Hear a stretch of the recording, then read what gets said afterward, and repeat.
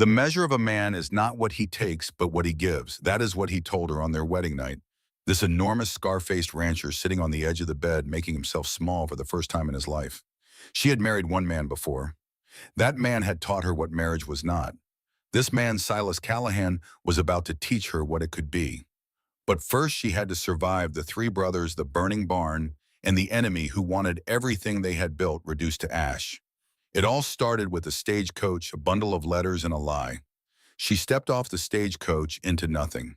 No husband waiting with a bouquet, no house visible on the horizon, no welcoming committee of church-going women with covered dishes and Christian smiles. Just three men standing beside a buckboard wagon at the end of a wooden platform in a town so small it barely deserved the name, and behind them 100 miles of wilderness stretching toward mountains that looked like the teeth of some great sleeping beast.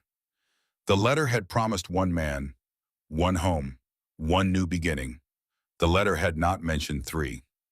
Clara Mercer stood on the platform of the Bitter Creek stagecoach station with her leather trunk at her feet and a bundle of letters clutched in her right hand, and she thought, this is either the bravest thing I have ever done or the last mistake I will ever make. The Wyoming wind caught her hair, pulled honey blonde strands free from the modest updo she had pinned that morning in the relay station washroom, and sent them dancing across her face like the fingers of a ghost, trying to turn her around, trying to push her back onto the coach, back east, back to the life she had fled. She did not turn around. The three men were enormous. That was the first thing she registered. Tall and broad in the way that only men shaped by hard labor in open country can be, each of them well over 6 feet, each of them wearing the uniform of working cattlemen, boots caked with honest dirt, denim worn soft at the knees, work shirts with sleeves rolled to the elbows, revealing forearms roped with muscle and mapped with scars. Their hats were wide-brimmed and sweat-stained. Their hands were the size of dinner plates.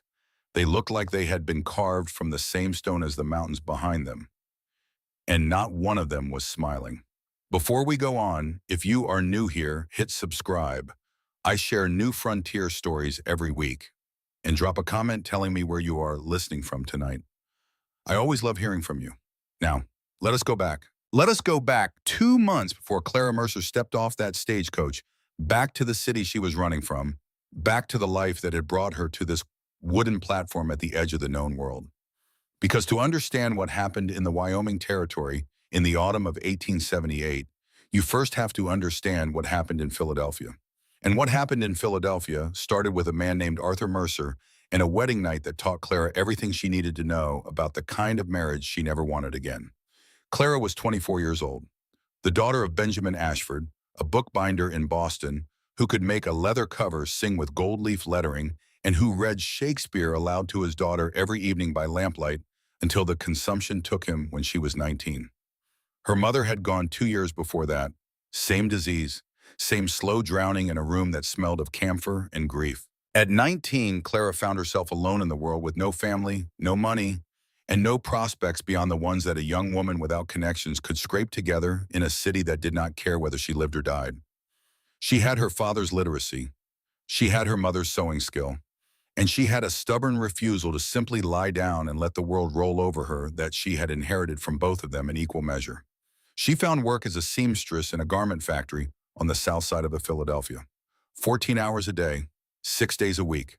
Enough money to rent a third-floor room in a boarding house that smelled of boiled cabbage and other people's misery. Her fingers bled from needle pricks until calluses formed. Her eyes strained under gaslight until the world went soft at the edges each evening. She was 20 years old and already she felt ancient. Arthur Mercer appeared like an answer to a prayer she had stopped praying. He was a clerk at a shipping company. Steady income, respectable family. He attended church every Sunday. He opened doors for women.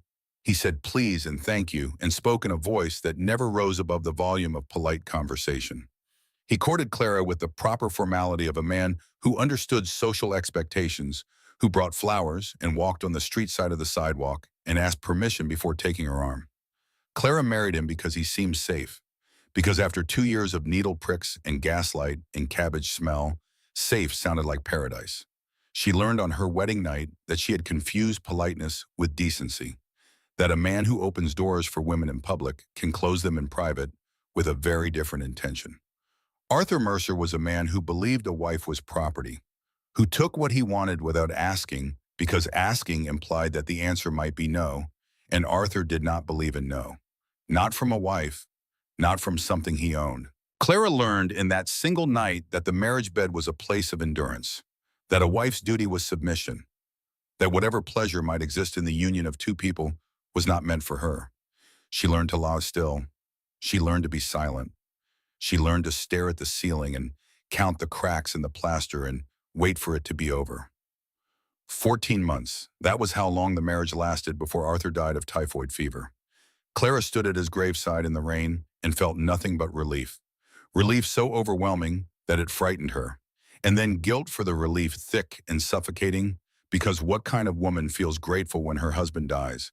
What kind of wife stands at a fresh grave and thinks, thank God, the kind of wife who has been taught that marriage means suffering? That is what kind.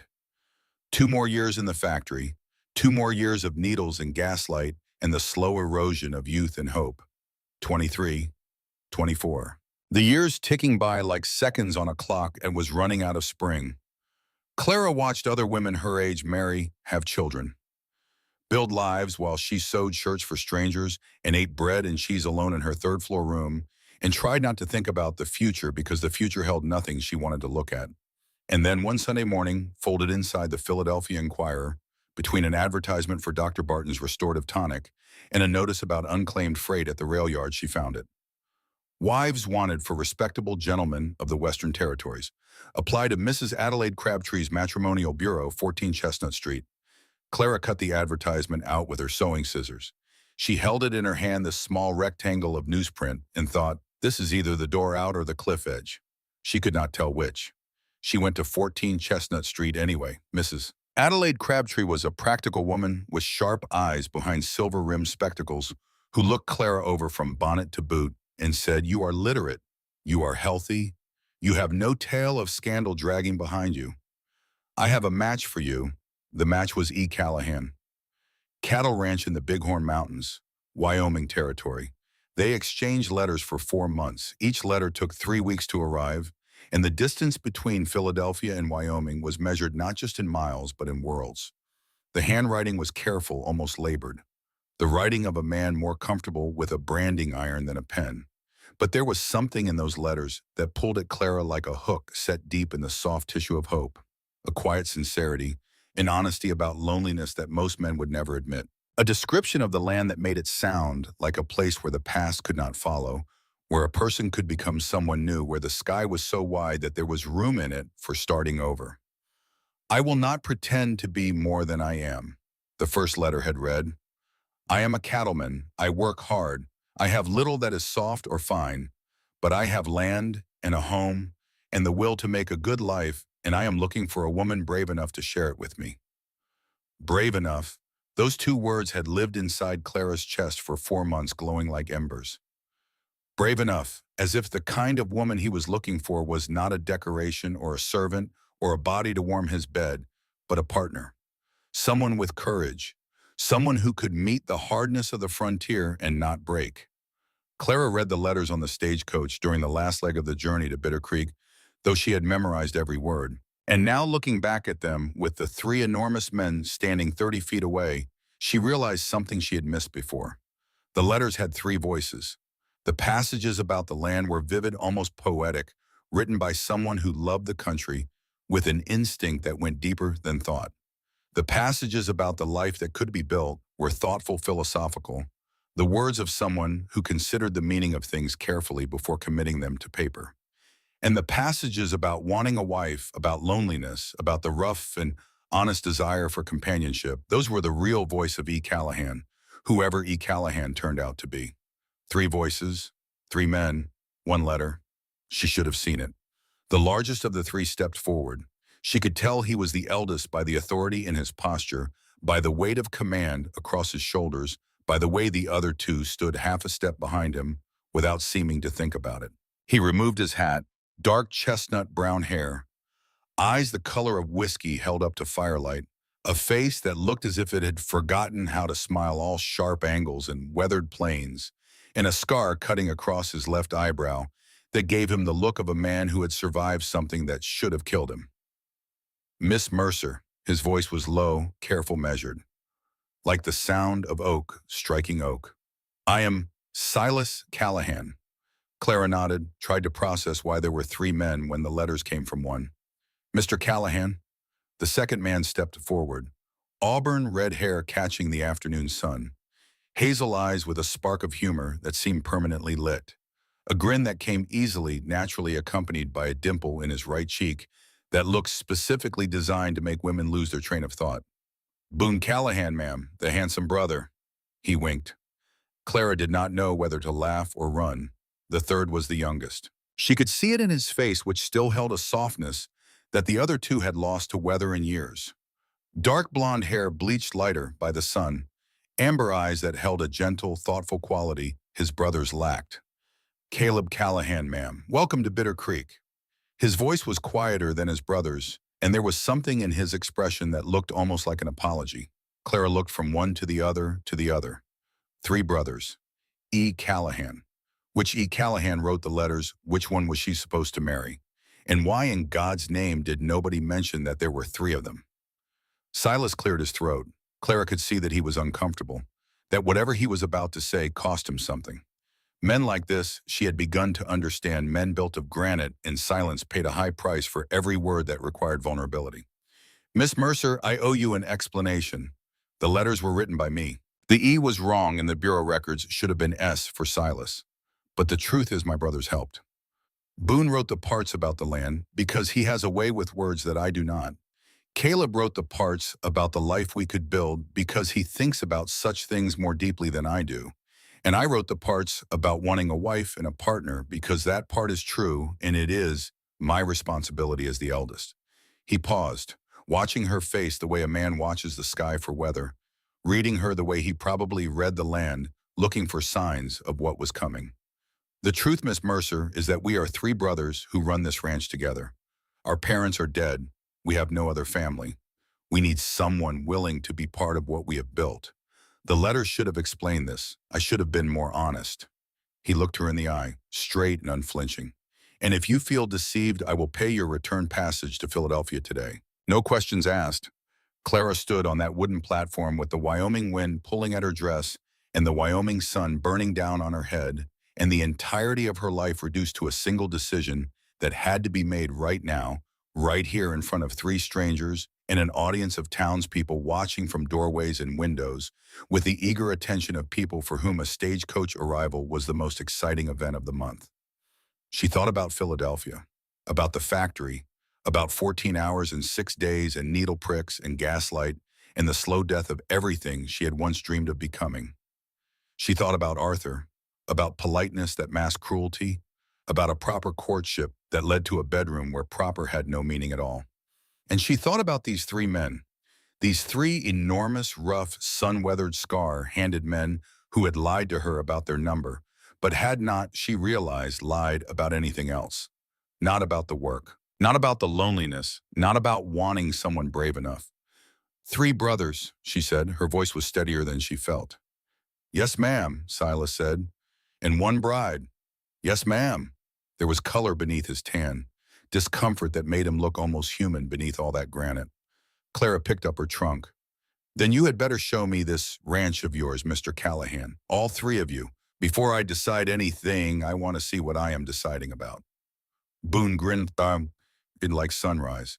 Caleb exhaled with visible relief. And Silas nodded once, took her trunk from her hands with a gentleness that surprised her, his massive calloused palm brushing hers for a single instant and sending something electric up her arm that she was not prepared for, and led her to the wagon. The ride to the ranch took nearly half a day. The buckboard wagon climbed a dirt road that switched back up the flank of the Bighorn Mountains, through ponderosa pine forests where the trunks glowed orange-red and the bark smelled of vanilla, through aspen groves where the leaves had turned gold and trembled in the wind like 10,000 tiny bells, past a creek so clear that Clara could count the stones on the bottom from the wagon seat. The air changed as they climbed higher. Colder, sharper, carrying the scent of pine resin and approaching snow. The sky was enormous here, wider and deeper than any sky she had seen in Boston or Philadelphia, and the blue of it was not the pale washed blue of the east, but a blue so saturated it looked like something you could fall into and never reach the bottom. Boone sat in the wagon bed with her and talked.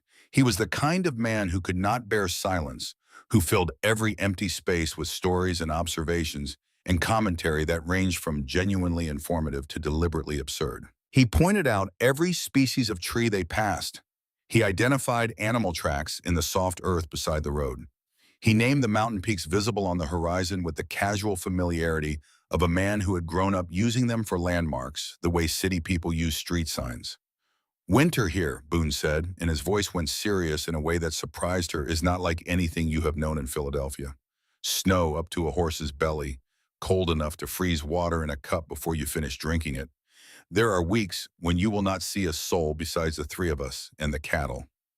Clara swallowed. Then why do you stay? Boone looked out at the mountain range, and in that moment the grin disappeared and she saw someone else underneath. Someone older. Someone carrying something heavy. Because this is home, he said. Because our father built it with his bare hands. Because our mother is buried here. Because this land is our blood and bone, and if we leave, then everything they sacrificed means nothing. This is home. Clara filed those words away. They sounded like a creed, like a prayer spoken so many times it had worn grooves in the speaker's soul. Caleb rode horseback beside the wagon, silent and watchful. Occasionally, Clara caught his eye, gentle, thoughtful, as if he were weighing something about her that he had not yet said aloud. Silas drove the wagon. He did not turn around. He did not make small talk. But Clara noticed that he drove more carefully on the rough sections, slowed before each pothole, chose the smoother path when the road forked, as if he knew she was unaccustomed to this kind of terrain and was quietly protecting her comfort without needing to announce it. That small detail, that silent care, action instead of words. It was the first thing that made Clara think that maybe, just maybe, S. Callahan was not like Arthur Mercer. The ranch appeared when the wagon crested the final ridge and Clara stopped breathing. The valley spread out below like the palm of a giant hand cut between mountain ridges on three sides. Autumn grass ran gold and green all the way to the foothills, dotted with hundreds of white-faced Hereford cattle grazing lazily in the late afternoon sun. A creek ran through the center of the valley, its water catching light like a ribbon of silver. The main house sat on a rise overlooking everything. 2 stories, pine and cedar logs, a wraparound porch that Thomas Callahan had built by hand over 3 summers. Behind it stood the big barn painted dark red next to a corral built of cedar posts, so thick and solid they looked as though they would outlast the mountains. Beyond those were the hay storage shed, Caleb's woodworking shop, and the small bunkhouse where Colt Brennan, the hired hand, lived. "It is beautiful," Clara said, and meant it. But when she stepped inside the main house, she saw immediately what the letters had not described. The house was structurally sound, thick walls, a massive stone fireplace, built to withstand Wyoming winters that could kill the unprepared. But it was dying the way only a house without a woman dies.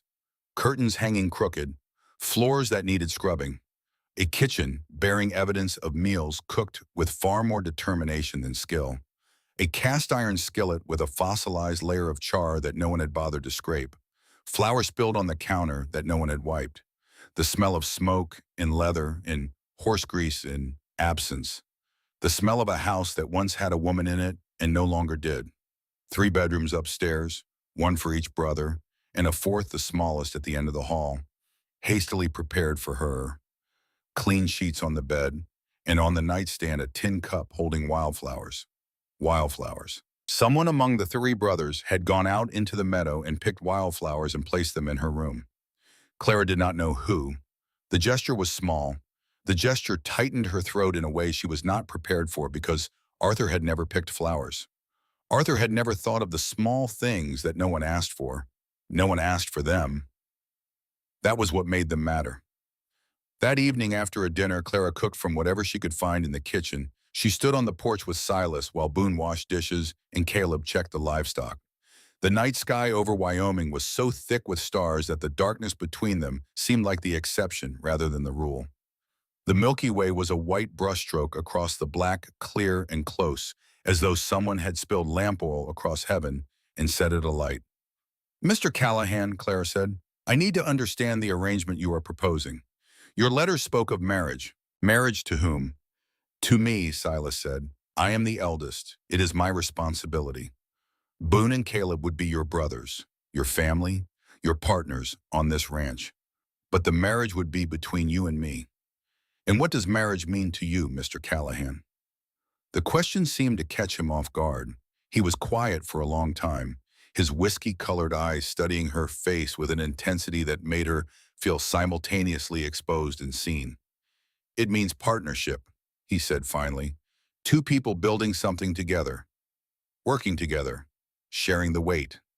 I will not lie to you, Miss Mercer. This life is hard. The winters are cruel.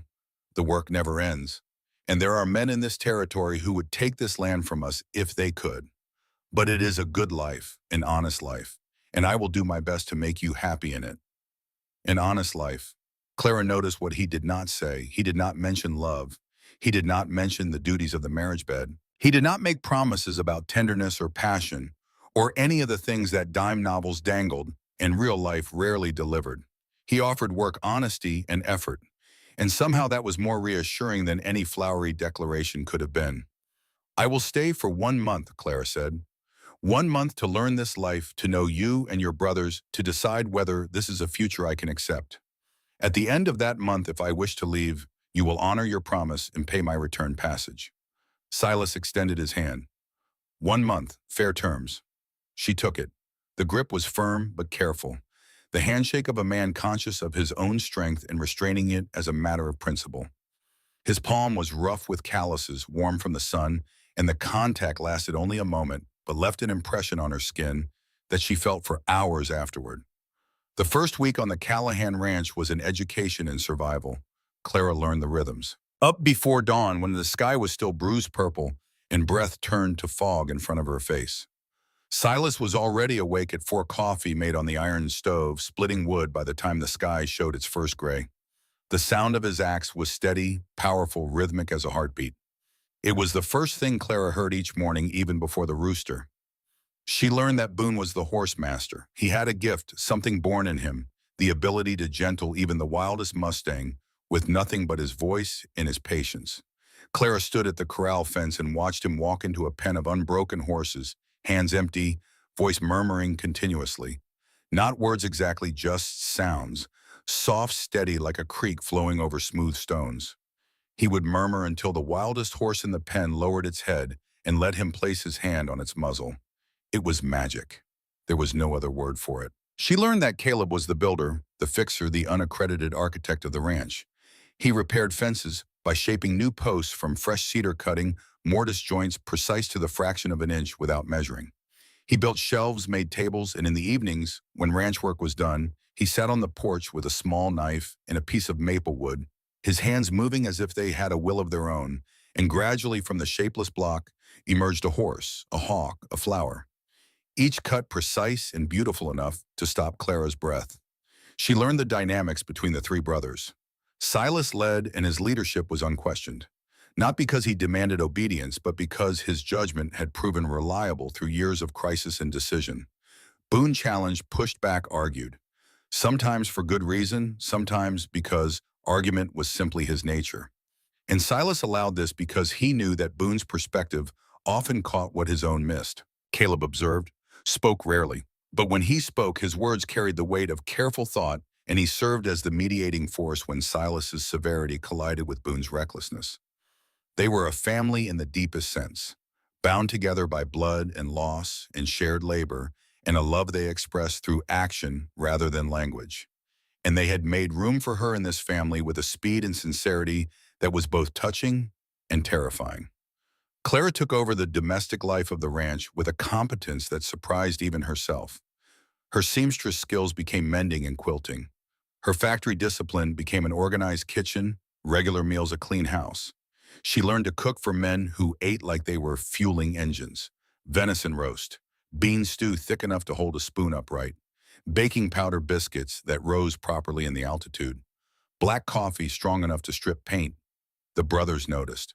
Boone was the most vocal. Miss Mercer, if you keep cooking like this, I will marry you myself and fight Silas for the privilege. Caleb showed appreciation through action. Clara found a new shelf on the kitchen wall one morning perfectly positioned for her spice jars crafted with the precision that was his signature. No one had asked him to build it. He simply saw a need and filled it. And Silas said little, but Clara caught him watching her sometimes with an expression she could not decipher, something between gratitude and wonder, and a caution that suggested he was as afraid of hope as she was. But the nights were difficult. Clara slept in the fourth bedroom across the hall from Silas. The strangeness of the place, the sounds of the Wyoming night, the wind and the coyotes, and the vast silence that was nothing like Philadelphia triggered dreams she thought she had left behind. Dreams about Arthur, about his hands, about the night she had lain in their bed and stared at the ceiling and counted the cracks, while he did what he called his right and she called something she had no word for except wrong. She woke gasping one night, crying out loudly enough to hear boots in the hallway outside her door. Silas's voice rough with sleep but sharp with concern, asking through the wood, "Are you all right?" "Fine," she called back, her voice thin, unconvincing. "Just a dream." A pause. "Do you need anything?" "No, thank you." Another pause. Longer. Then footsteps retreating. The creak of his bedroom door. Silence. He had come to check on her. He had stood outside her door in the dark and asked if she needed anything, and when she said no, he had respected the answer. He had not opened the door, had not entered uninvited, had not assumed that his concern gave him the right to cross a threshold she had not opened. Arthur would have opened the door. Clara lay awake for a long time after that, staring at the ceiling of a room in a house owned by a man she might marry, and thought about the difference between a man who opens doors without asking and a man who stands on the other side and waits.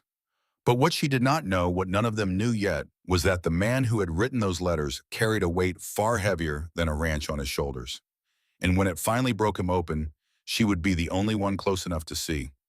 Clara's first visit to Bitter Creek introduced her to the community and to the shadow that hung over the Callahan Ranch like a storm cloud that would not move. Boone drove her to town in the buckboard, a full day's round trip to buy supplies. Bitter Creek was smaller than Smallwood. One main street, wooden boardwalks, a general store, a saloon, a white steepled church, a post office, and a two-story building with a sign reading Dunn's Boarding House and Restaurant. Margaret Dunn, called Maggie by everyone, was the first woman Clara had spoken to since leaving Philadelphia. The relief of female company made Clara's eyes sting, though she tried to hide it. Maggie was a widow, husband killed in a mining accident 5 years prior. She ran her business with a sharp tongue, a warm heart, and an encyclopedic knowledge of every person in Bitter Creek and their business. She took one look at Clara and said, "So you are the one the Callahan boys sent for. Lord, honey, you look like a strong wind would blow you all the way back to Philadelphia." "I am stronger than I look," Clara said, and the firmness in her voice made Maggie smile. "I believe you are. You would have to be to take on those three. Sit down, have some coffee, and let me tell you what you have gotten yourself into." Over coffee in the boarding house kitchen, Maggie told Clara about Victor Hargrove, the richest man in the territory, a land speculator from Sand Louis who had arrived in Wyoming 3 years ago with money, political connections, and an appetite for acquisition that had already consumed half the ranches in the valley. He bought land systematically, bought out the willing, pressured the unwilling through debt manipulation, through hired men who cut fences and scattered herds and poisoned water holes, and created the kind of constant low-level chaos that wore a person down until selling was easier than fighting. The Callahan Ranch was the prize Hargrove had not yet claimed, the largest and most productive property in the valley, with water rights that controlled access for 3 smaller ranches downstream. "The Callahan boys are tough," Maggie said, "smart, and they have each other. But Hargrove is richer, meaner, and he has connections in Cheyenne that they do not. I am not telling you this to scare you, honey. I am telling you so you know what you would be joining if you stay." Clara met Hargrove himself that same day at the general store. He stood among the work-worn clothing of other customers in an expensive black 3-piece suit like a crow among sparrows. Tall, thick, pale gray eyes that held all the warmth of river ice. A silver-streaked mustache groomed with a precision that seemed hostile in this rough country. His hands were gloved in black leather. He carried a silver-topped walking cane that he did not need for walking. "Mrs. Mercer, is it?" His voice was smooth, cultured, and somehow threatening. I understand you have come from Philadelphia to join the Callahan household. A brave undertaking. The frontier is not kind to the delicate. I am not delicate, Mr. Hargrove, Clara said, and the steel in her voice surprised them both. He smiled, thin, cold, a smile that did not reach his eyes and was not intended to. No, perhaps not. Well, I wish you the best of luck. Do give my regards to the Callahan brothers. Tell them I look forward to continuing our conversations. Clara left the store with the uncomfortable certainty that Victor Hargrove considered the entire valley his personal chessboard and that she had just placed herself on it as a new piece. Hargrove had been patient for 2 years, but his patience was running out. And when it ran out, the Callahan brothers would face something that fences and rifles could not stop. The second and third weeks brought a deepening of Clara's connection with each brother and a clarification of where her heart was being drawn. With Boone it was easiest. He taught her to ride. She fell off the gentlest mare on the ranch on her first attempt, landing in soft mud, with her dress tangled around her legs and her dignity in ruins. Boone laughed so hard the cattle looked up from their grazing. Then he pulled her to her feet with a tenderness that completely contradicted his teasing. Magnificent Miss Mercer, the finest dismount I have ever witnessed. Mr. Boone, if you laugh one more second, I will put salt instead of sugar in your coffee tomorrow morning. Boone stopped laughing, then laughed harder, and Clara laughed too. Real laughter from the belly, the kind she had not produced since before her father died. The sound was so foreign to her own ears that it startled her, and for a moment, tears nearly followed the laughter because the contrast between the life she had been living and this life was too large, too sudden, too painful, and too beautiful at the same time. With Caleb, the connection was quieter and more interior. She discovered his woodworking shop behind the barn, and inside it, she discovered a miniature model of the Callahan Ranch so detailed she could see the rocking chair on the porch and the wildflower cup in the kitchen window. She found a chess set in progress, each piece carved into a Western figure. The king was a cattleman in a leather vest, the queen a frontier woman holding a rifle. The knights were mustangs, the rooks were buckboard wagons. She found his books, a small collection on a shelf in the corner, spines cracked, covers worn.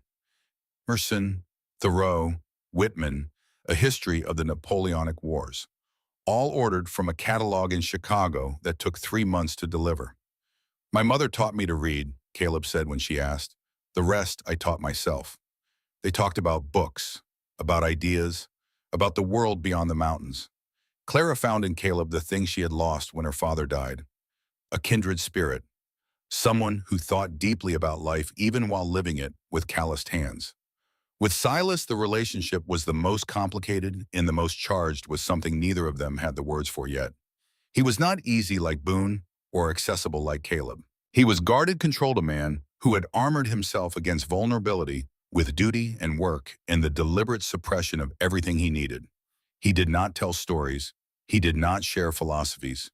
He rose before dawn and worked until after dark and spoke in directives and observations and practical assessments of weather and cattle and fence conditions. But Clara began to see through the armor. She saw it when he checked the lock on her window every night before going to bed, a small act of protection he thought she did not notice. She saw it when he positioned himself between her and any perceived threat, whether it was a spooked horse or a stranger on the road. She saw it in the way he watched her at dinner when he thought she was focused on Boone's stories or Caleb's quiet observations. Watched her with an expression that cracked the granite of his face and let something raw and yearning show through before he caught himself and locked it away again. The clearest moment came one evening when Clara was doing laundry, struggling to wring a wet blanket too heavy for her arms. Silas appeared beside her without a word and took the other end. They wrung together, standing close, and when their hands overlapped on the wet fabric, neither pulled away. They stood like that for a moment that stretched longer than it should have. Hands touching, the wet blanket between them, the evening air cooling around them. And something passed between them that was not a word or a touch, but a recognition. A silent acknowledgement of a connection that was building despite everything both of them were doing to pretend it was not. Thank you, she said. The words felt inadequate. You should not try to do everything yourself, he said, and And the advice was about laundry, but also she sensed about something larger. You have help here. You are not alone. You are not alone. It was the most personal thing he had ever said to her. And the tenderness beneath those practical words made her eyes sting. She turned away before he could see, but she thought he already had. Then three things happened at the end of the third week that changed everything. First, Maggie told Clara that Hargrove was spreading stories in town, saying that the Callahan brothers were keeping Clara against her will, that she was a decent white woman trapped in an improper arrangement with three unmarried men, that the community should intervene. Nonsense, but dangerous nonsense, because it gave Hargrove moral cover to involve Sheriff Virgil Beckett and potentially the territorial authorities. Second, a section of Callahan fence was destroyed overnight. Not just cut, but dismantled systematically, letting 50 head of cattle scatter into the hills. The brothers spent 3 days retrieving the herd. Boone came back with a gash on his arm from barbed wire. Caleb walked 5 miles after his horse threw a shoe. Silas did not sleep for 2 days, and the shadows under his eyes made him look a decade older. Third, a letter arrived for Clara from Philadelphia, from the Matrimonial Bureau, forwarding an inquiry from a man named Horace Mercer, Arthur's older brother, looking for her. Clara knew why. Horace had visited her after Arthur's death, had told her the Mercer family held her responsible for Arthur's decline, that she had been a poor wife who drove Arthur to neglect his health, that she owed the family a debt he intended to collect. The inquiry meant he knew she had left Philadelphia, knew she had gone west, was tracking her. The letter terrified her, not because she owed Horace anything, but because his pursuit meant the past was not finished with her, that Arthur, even dead, was still reaching. She could have hidden the letter, pretended it did not exist. Instead, driven by a need to be honest with the people who had been honest with her, she told Silas everything. She told him about Arthur, about the marriage that was nothing like the word implied. She did not describe the details. But she told him enough. She said her first husband believed a wife was property, that he took what he wanted without asking, that she learned from him that marriage was something to be survived, not enjoyed, that when he died, she felt only relief. She watched Silas's face as she spoke, watched the granite crack wider than she had ever seen. She saw anger, real anger, the kind that made his jaw clench and his fists tighten at his sides. Anger not directed at her, but at the dead man who had hurt her and the living man who threatened her. "No one is coming for you, Clara," he said, and it was the first time he had used her given name. The sound of it in his voice, low, fierce, certain, shifted something inside her chest, like a key turning in a lock that had been frozen for years. Not Horace Mercer, not anyone. You are under the protection of the Callahan name, and that name means something in this territory. No man will touch you while my brothers and I draw breath. While my brothers and I draw breath. That night, Clara did not sleep. She lay in her bed and thought about Philadelphia and Arthur and Horace and the life she had fled. She thought about the Callahan ranch, about the 3 brothers who had become a family she did not expect to find. She thought about Silas, about his hands on the blanket, about the sound of her name in his voice, about the fierce protectiveness in his eyes when she told him what Arthur had done. And she made her decision. Not at the end of the month as she had planned, now, tonight, because she realized the trial period was never about evaluating the ranch or the brothers or the life they offered. It was about evaluating herself, whether she was brave enough to try again, to trust again, to let someone close enough to hurt her and believe that this time they would not. Brave enough, the words from the first letter, the words that had glowed inside her chest like embers for months. In the morning, she found Silas on the porch drinking coffee, watching the sunrise paint the Bighorn Mountains in shades of rose and gold that made the whole valley look like the inside of a church. She stood beside him and said without preamble, "I will marry you, Silas Callahan." He turned to look at her, and the expression on his face, hope and fear, and a joy he did not know how to express, was the most honest thing she had ever seen on a human face. "Are you certain?" "I am certain that I want to try. I am certain that whatever this life is, it is better than what I left. And I am certain that you are a good man, even though you try very hard to hide it." Something flickered across his features. It might have been a smile, the first she had ever seen from Silas Callahan. It appeared and vanished like lightning, replaced by a look of such intensity that she felt it in her bones. Veshung. Then I will spend the rest of my life making sure you do not regret it." From inside the kitchen doorway, Boone let out a whoop that startled every chicken in the yard. Caleb appeared at the upstairs window, read the situation in a single glance and smiled. A real smile, wide and relieved and full of the quiet warmth that defined him. Clara looked at them, the family she had chosen, the life she was claiming, and for the first time in years she felt something she had almost forgotten the shape of. Hope. This is home, she thought, and the thought did not frighten her. Not anymore.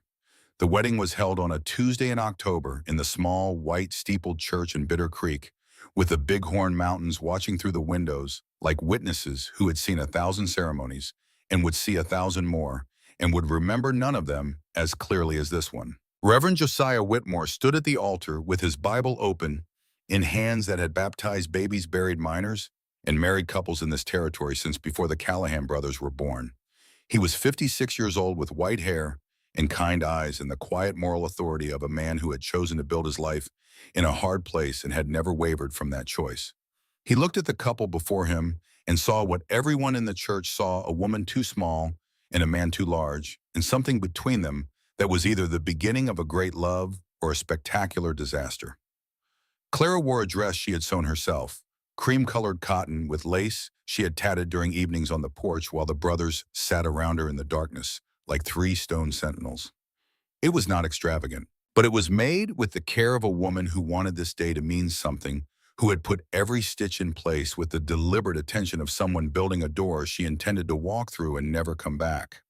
Silas wore a clean white shirt and dark trousers, and his best boots polished for what Clara suspected was the first time in their existence.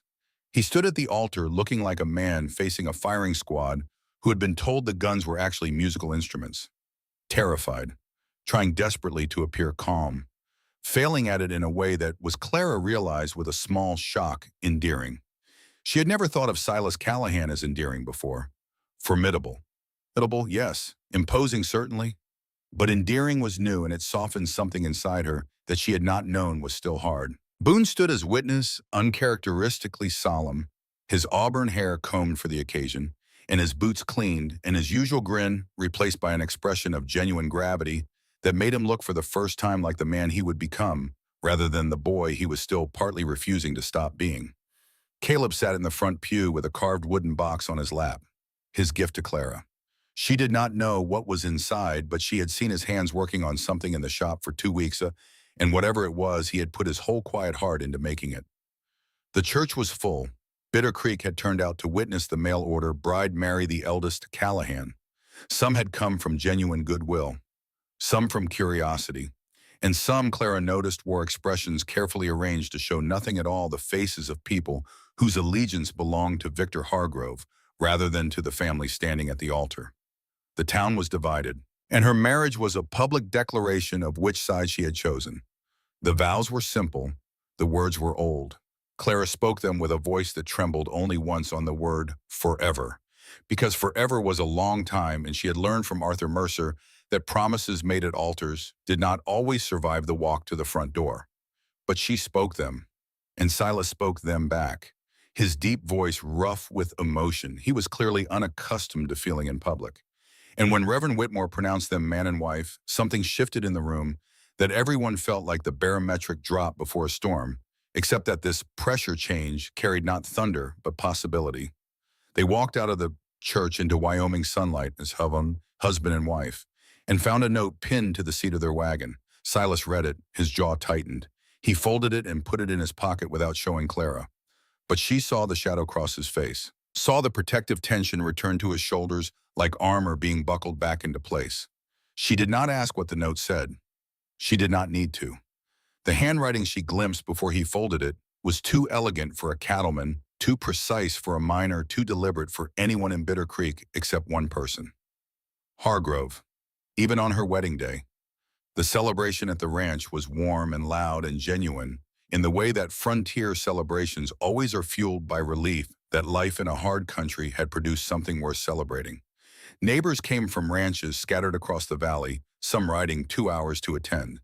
They brought food: elk roast venison, stew, cornbread, dried apple pie preserves, put up in summer for exactly this kind of occasion. Someone brought a fiddle. Someone else brought a banjo. The yard filled with music and dancing and the sound of people choosing for one evening to set aside the weight of survival and simply enjoy being alive. Boone danced with Clara, spun her around the packed earth until she was breathless and laughing and dizzy with a happiness so unfamiliar.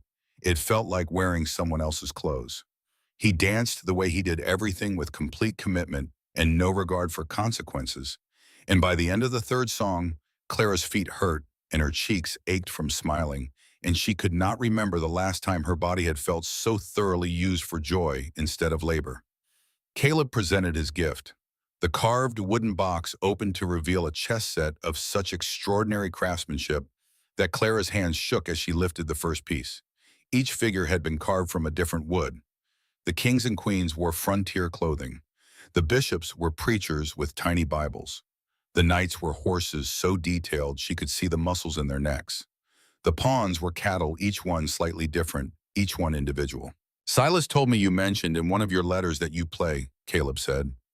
Almost shy, this massive quiet man with eyes that could split cedar logs standing before her, with the vulnerability of a child presenting a drawing to a parent whose opinion matters more than anything in the world. I love it, Clara said, and meant it so completely that she had to press her lips together hard to keep from crying because the chess set was not just beautiful, it was evidence. Evidence that Caleb had listened, that he had remembered a single detail from a letter written months ago and had spent weeks turning that detail into something she could hold in her hands. No one had ever listened to her that carefully. No one had ever turned a small thing she said into a gift that proved she had been heard. No one asked him to make it. He made it because he wanted to, because that was how the Callahan brothers expressed what they could not say.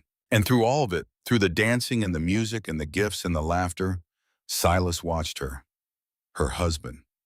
The word felt strange in Clara's mind, heavy with the memory of the last time she had carried that title.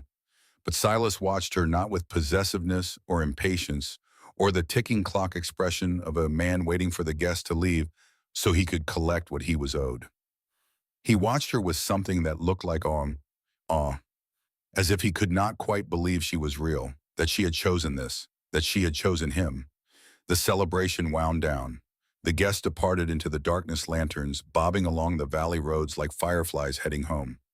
The ranch settled into the deep quiet of a Wyoming night, stars and wind and the distant call of a coyote somewhere in the hills. And Clara found herself standing in the doorway of the bedroom she would now share with her husband, their bedroom. The thought made her hands tremble. Silas came up behind her. She felt his presence before she heard him. Large, warm, the heat of him like standing near a forge. He stopped 2 feet away, close enough for you to feel, far enough to breathe. Clara. His voice was different than she had ever heard it, stripped of authority, stripped of command, just the man underneath, and the man underneath was speaking very carefully as though the words were made of something fragile. You are shaking. She did not deny it. I am afraid. Of me, she considered the question with the honesty that had become the foundation of everything between them. Of what happens now, of what you expect. Silas moved past her into the room. He sat on the edge of the bed, deliberately she realized, making himself smaller, reducing the physical disparity between them. He looked up at her, and without the height advantage with the lamplight softening his hard features, he looked almost vulnerable, almost breakable. This man who had carried a ranch and 2 brothers and an entire valley's worth of responsibility on his shoulders for 2 years without complaint, sitting on the edge of a bed and looking up at his bride with an expression that said he was more frightened of this moment than of anything Hargrove could do. I expect nothing, Clara. Not tonight. Not any night until you are ready. The vows are spoken. In the eyes of God and the law, you are my wife. That is enough. But surely you, my mother, he said quietly, interrupting her with words that visibly cost him something to speak, told me something before she died. She said the measure of a man is not what he takes, but what he gives. She said my father, for all his roughness, for all the hardness this land put into him, never once came to her without asking first. Not in 30 years of marriage. Not once. The fire in the stove popped. The wind pressed against the cabin walls. Somewhere outside, a horse stamped and blew. I am my father's son in most things, Clara. I have his temper and his stubbornness and his inability to say what I feel. But in this one thing, I will be exactly like him. I will never take from you what is not freely given. If you need time, you will have time. If you need a month, a year, a lifetime of patience before you trust me enough, then that is what I will give you, because this marriage is not about what happens in this room. It is about what we build together in every other room, in every other moment, in every other day of our lives. Clara stood in the doorway and felt something break inside her. Not painfully, the way ice breaks in spring, the way a dam breaks when the water behind it has been held back too long. Something that Arthur Mercer had frozen in her, something that 2 years of widowhood had not thawed, began to melt under the warmth of this man's words. This man's restraint, this man's willingness to wait. The measure of a man is not what he takes, but what he gives. She would carry those words for the rest of her life. She entered the room. She sat beside him on the bed, not touching, but close enough that she could feel his warmth radiating through the space between them like sunlight through glass. "Tell me about your mother," she said. "Tell me what marriage looked like in this house." And he told her about Thomas and Mary Callahan, who came west from Ohio after the war with nothing but a wagon and a dream and the kind of stubborn determination that either builds empires or kills the people who have it. About a marriage that was partnership in the truest sense. Two people working the same land, raising the same sons, fighting the same battles, finding in each other the strength to keep going when the mountains were steep and the winters were long and the world offered no guarantee that any of it would survive. He told her about his father's roughness that hid a tenderness only Mary could find, about his mother's laugh that could fill the whole house, that could make a cold morning feel warm and a hard day feel worth finishing, about the way they looked at each other across the dinner table after 30 years, as though they were still discovering something new in each other's faces. "Silas," Clara said when he finished, "I am not ready to be your wife in every way that word can mean. Not yet, but I want to be. And that wanting is something I have never felt before. It is new, and it is because of you." He reached out and took her hand, slowly, always slowly with him, always giving her time to pull away. She did not. His hand enveloped hers, calloused and warm and impossibly gentle for something that could bend horseshoes. "Then we begin there," he said. "We begin with wanting, and we see where it leads." That night they slept in the same bed for the first time, a careful distance between them. The lamp turned low but not extinguished, and somewhere in the night, in the unconscious honesty of sleep, Clara's hand found Silas's across the blanket, and their fingers intertwined, and they held on. The door was closed. Outside, the wind carried the scent of pine through the valley, and somewhere on the ridge, a lone wolf called out to its pack across the dark. When morning came, something had changed between them that did not need description, did not need witness, only needed the knowledge that when they walked onto the porch with coffee in their hands and their shoulders touching, they were no longer two cautious strangers sharing a roof. They were husband and wife, in every way that mattered. Boone being Boone grinned from the kitchen doorway. "Well now, something is different this morning." He looked from Clara to Silas and back again, and his grin widened until it threatened to split his face. "And it is about time." Yeah, Caleb being Caleb simply smiled and set a small wooden figure on the table beside her plate. A bird, wings spread, ready to fly. But happiness in the Wyoming territory had a price, and Victor Hargrove had decided that the price for the Callahan Ranch was higher than money. The first blow came 2 weeks after the wedding. The main watering hole on Clear Creek where the Callahan cattle drank was fouled. Something poured into the water upstream in the night, something that made a dozen heads sick within hours. 3 died by morning. They found the animals down in the meadow bellowing in distress, eyes rolling white. Boone knelt beside a dying heifer and put his hand on her neck and looked up at Silas with an expression Clara had not seen on his face before, cold hard and absolutely furious. The financial loss was significant.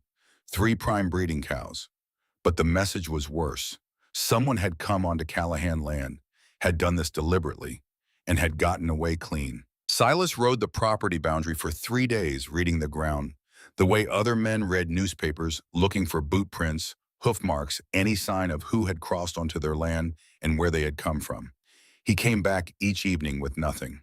Whoever Hargrove had hired knew how to move without leaving traces. Boone spent long hours in Bitter Creek buying drinks at the saloon, talking to ranch hands and drifters, trying to pick up any whisper of who Hargrove had brought in from outside. He had a gift for this kind of work, Clara realized. His charm and his easy grin made people lower their guard, made them say things to Boone Callahan that they would never say to Silas, who was too intense, or to Caleb, who was too quiet. Boone could walk into a room full of strangers and walk out 30 minutes later, knowing their names, their debts, their secrets, and their opinions on everything from cattle prices to territorial politics. Caleb organized the defense. He set up watch rotations, sleeping in the barn beside the remaining healthy cattle with a rifle across his knees, in the patient, alert stillness of a man who could sit without moving for 8 hours straight and not miss a single sound.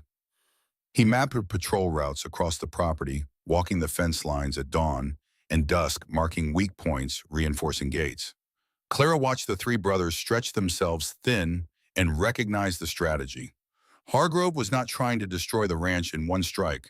He was bleeding it, creating constant grinding pressure, wearing down the men who ran it until they were too exhausted, too beaten, too thin to resist when the final offer came. She watched Silas come in after 2 days without sleep, the shadows under his eyes so deep they looked like bruises. His movements slower than usual, his jaw set in the expression of a man who was running on will alone because everything else had been spent. She watched Boone lose his grin for the first time since she had known him, watched the humor drain from his face and leave something sharp and dangerous underneath. She watched Caleb's gentle eyes go flat and hard, the artist replaced by the soldier, the carver of wooden birds, replaced by the man who slept with a loaded rifle and scanned the horizon for threats. They were being ground down, and they were too proud, too deep in the trench to see it. The second blow came from the law.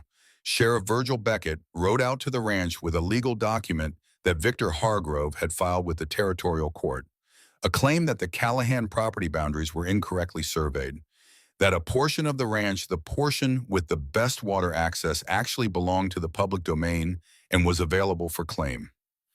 It was manufactured, a legal fiction designed to tie the Callahans up in court while Hargrove filed his own claim on the disputed section. Silas read the document at the kitchen table with a fury so controlled it was more frightening than any explosion could have been. His hands were steady, his voice was level, but his eyes burned with something that made Clara take an involuntary step backward, not because she was afraid of him, but because she had never seen rage held that tightly compressed into that small a space, and she understood instinctively that if it ever broke free, it would be catastrophic. "This is manufactured," he told the sheriff, "and you know it." Beckett, a man of 51 who had once been honest and had been slowly corroded by Hargrove's money and pressure, the way water corrodes stone, could not meet Silas's eyes. "I am just serving the papers, Silas.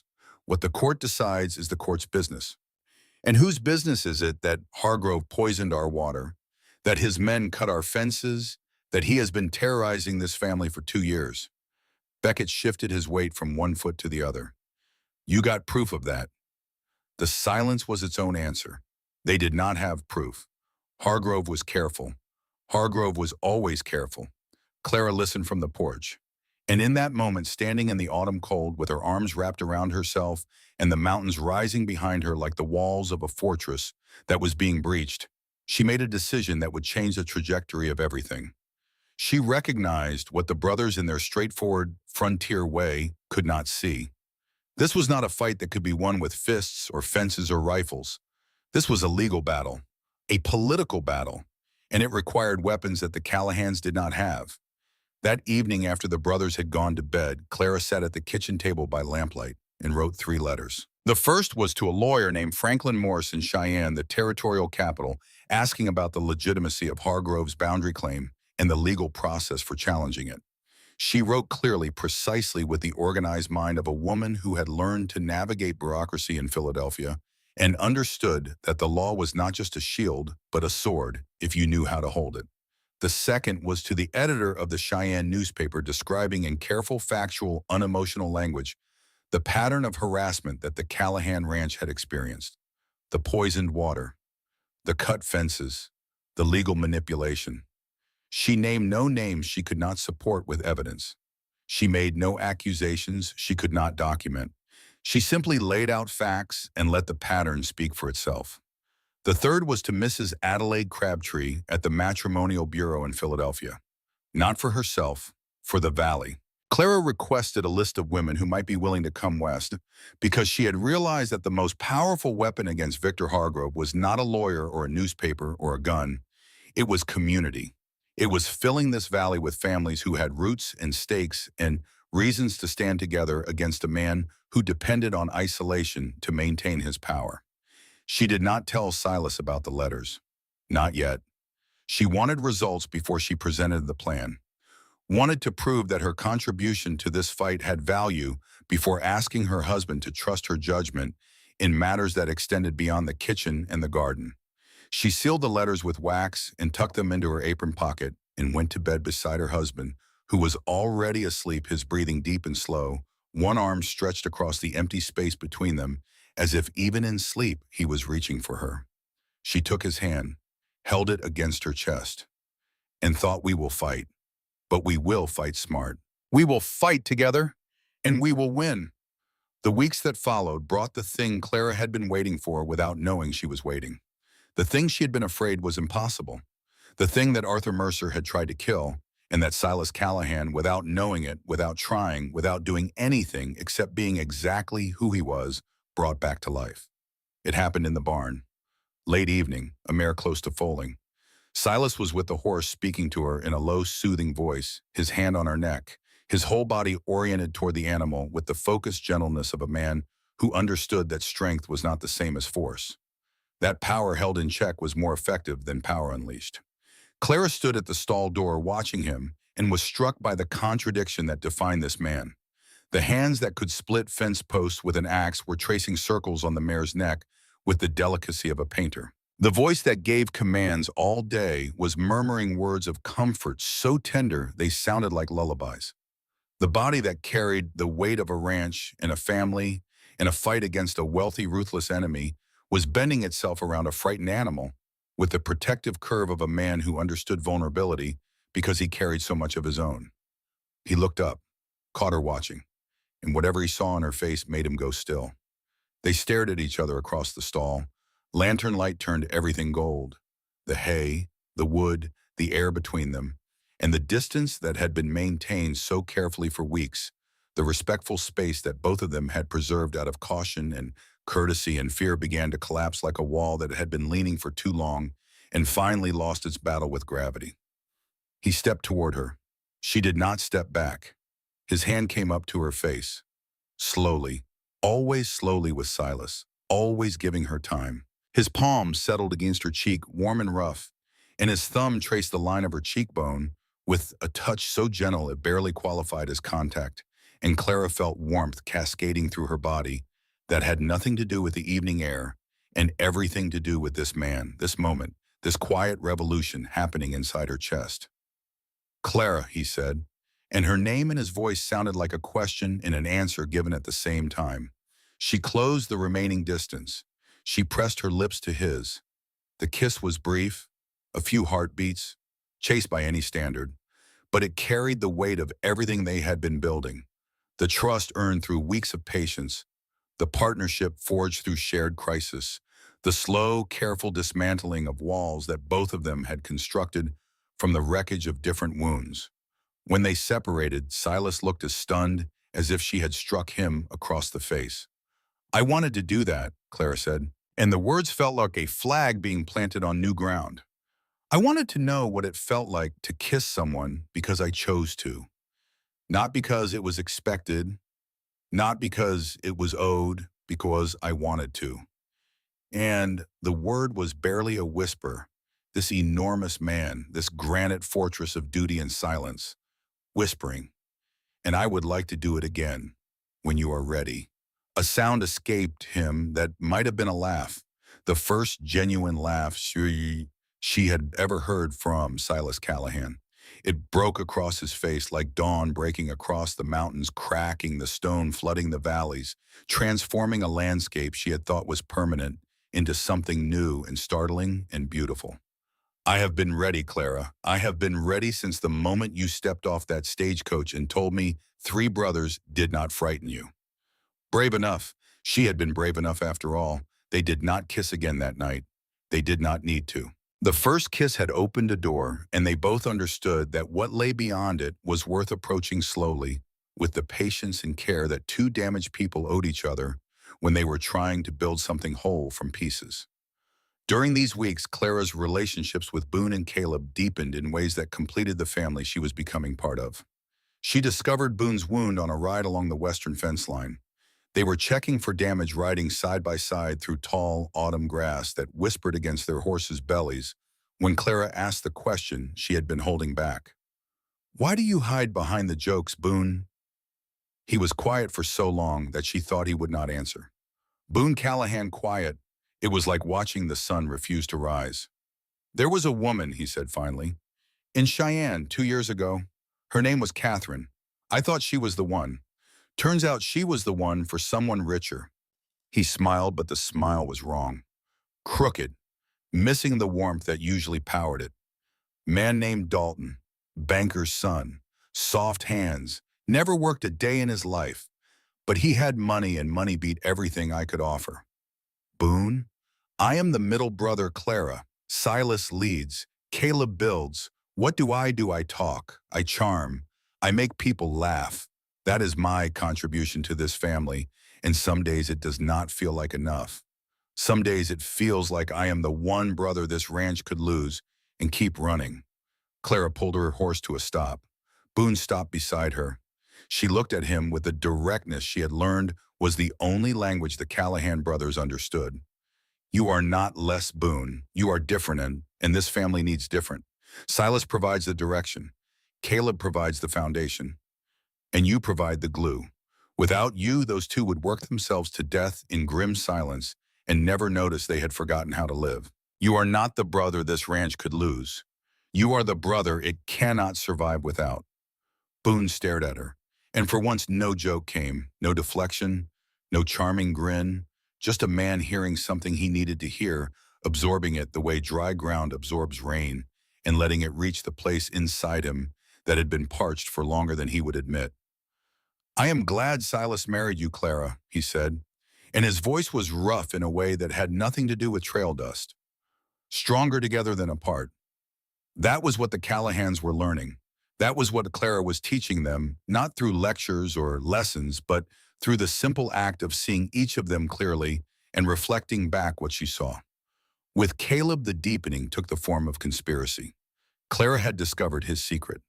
The youngest Callahan was in love with Sarah Linden, the schoolteacher's daughter, in Bitter Creek. 23 years old, small, bespectacled, gentle bookish, and completely unaware that the massive cowboy who turned mute in her presence and could not maintain eye contact for more than 2 seconds at a time was burning with a devotion that would have fueled a bonfire. "Just be yourself," Clara told him one evening on the porch where they played chess with a set he had carved for her. "Myself is a man who carves wooden birds and reads philosophy," Caleb said, his amber eyes fixed on the chessboard with the intensity of someone avoiding a more frightening subject. "Sarah chose someone who can actually complete a sentence in her presence. Sarah deserves someone who sees her, and you see her, Caleb. You notice things about her that no one else does.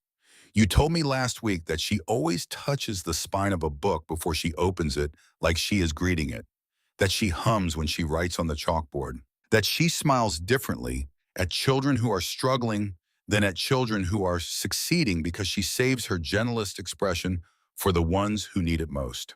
No one notices those things unless they are paying attention. And that kind of attention is worth more than smooth words." Caleb moved his bishop, said nothing, but the tips of his ears turned red, and Clara knew the words had landed. Then the fire came.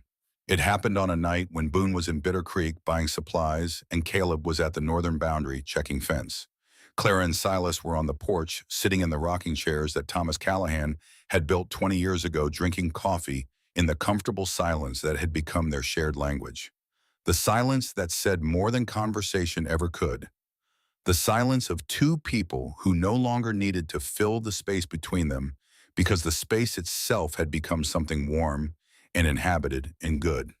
4 riders appeared at the ranch gate. They came out of the darkness without warning, without sound materializing on the road, like something conjured from the night itself. Clara saw them first. Four shapes on horseback silhouetted against the faint starlight, moving fast toward the barn. Silas! He was already on his feet, already reading the situation with the speed of a man whose survival instincts had been sharpened by a lifetime of hard country. He pushed Clara behind him with one arm and reached for the rifle that leaned against the porch rail with the other. But the riders were not coming to the house. They went straight for the barn. And before Silas could cover the 100 yards between the porch and the barn door, the first torch hit the hay stored inside and the night turned orange. What followed was chaos. Fire in a hay barn is not like fire in a house. Hay burns fast and hot and without mercy, and once it catches, there is no stopping it. There is only the desperate scramble to save what can be saved before the inferno claims everything. Silas ran for the barn door. Clara ran for the water pump. She pumped until her arms screamed, filling bucket after bucket, passing them to old Colt Brennan, who had emerged from the bunkhouse in his long johns, with his white hair wooled and his eyes wide, and his hands steady despite everything, because Colt Brennan had been through fires before and would not lose his nerve now. Silas got the horses out first, then the milk cow, then the two calves that were too young to survive the cold without shelter. He went into the barn 3 times into the smoke and the heat and the roaring orange light, and each time he came out with an animal and went back in for another, and each time Clara's heart stopped beating for the seconds he was inside and did not start again until he emerged. The 3rd time he went in, a horse panicked. Clara heard the impact from across the yard, the sound of hoofs striking bone, a crack that carried through the roar of the fire with the clarity of a rifle shot. She saw Silas stagger, saw him go to one knee, saw him press his hand against his ribs, and stayed down for 3 seconds, 4 or 5.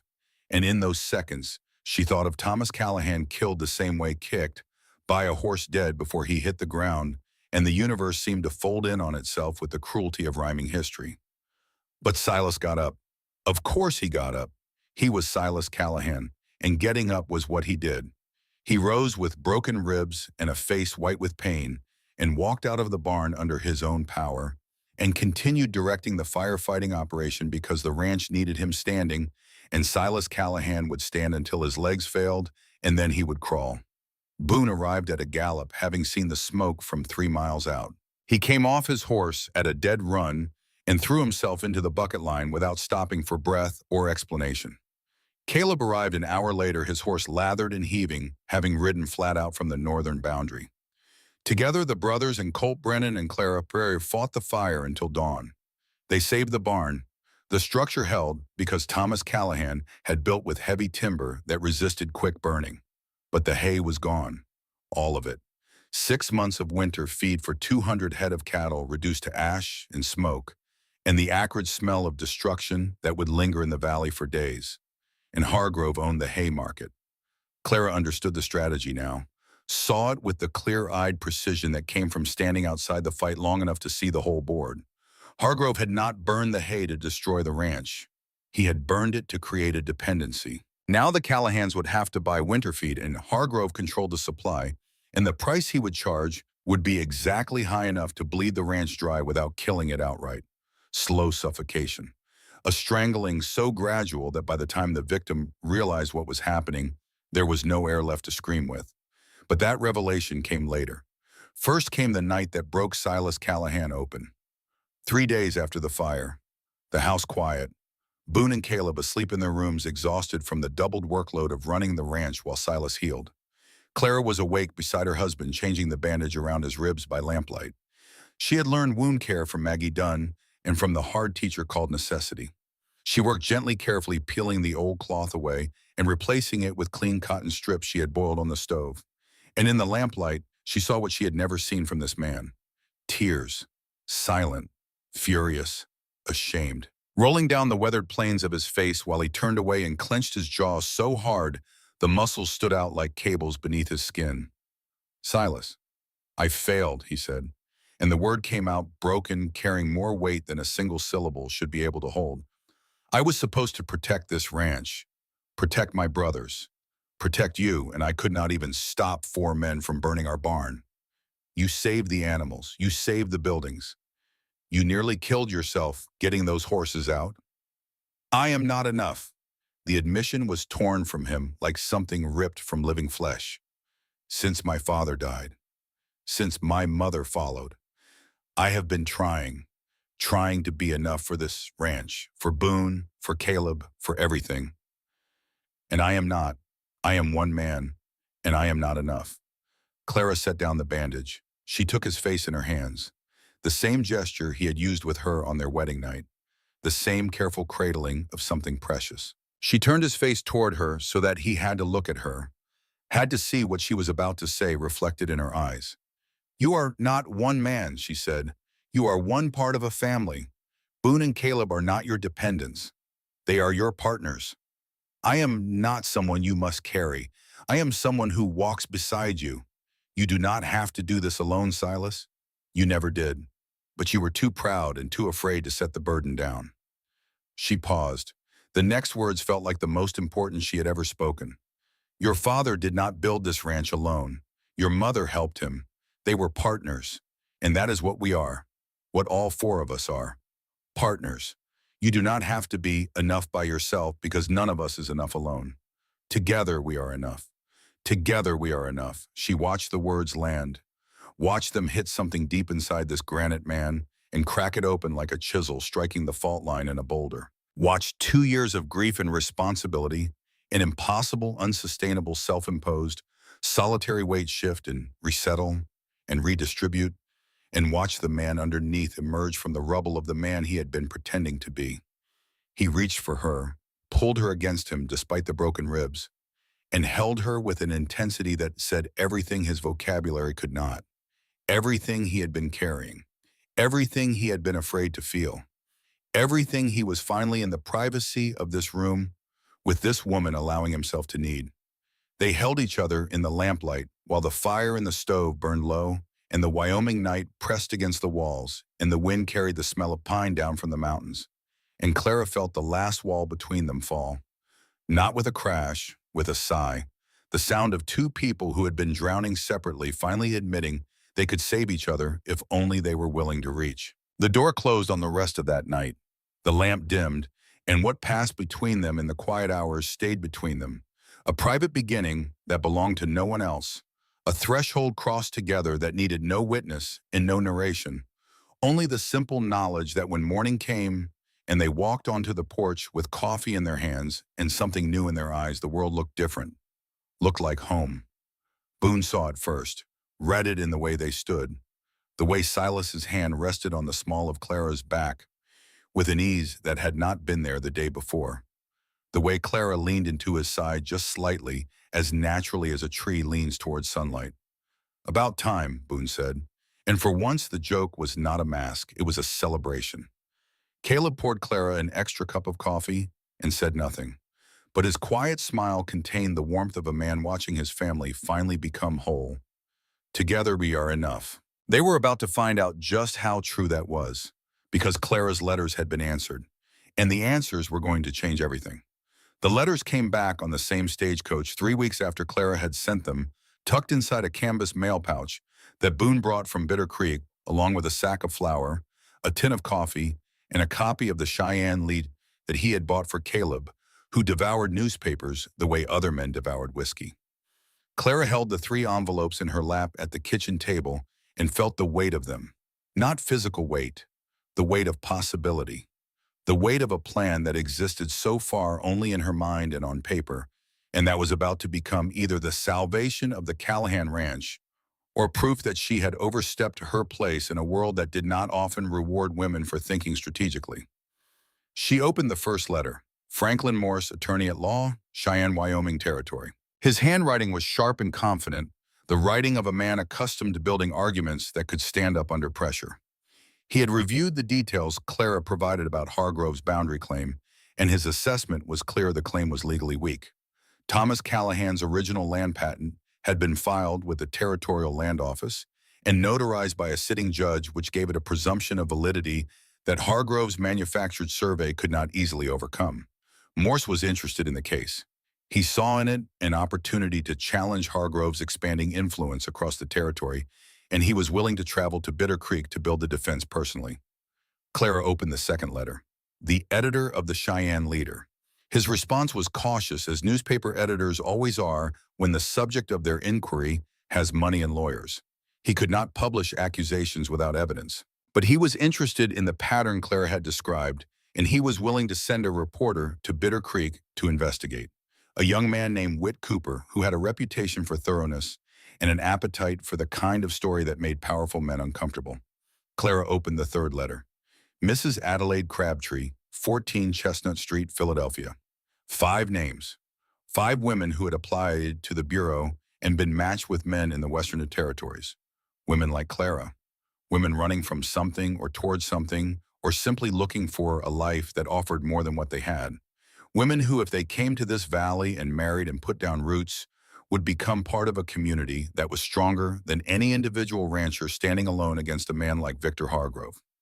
Clara read each letter twice. Then she gathered them together and waited for evening, when all 3 brothers would be at the dinner table, when she could present her plan to the men whose lives it would affect.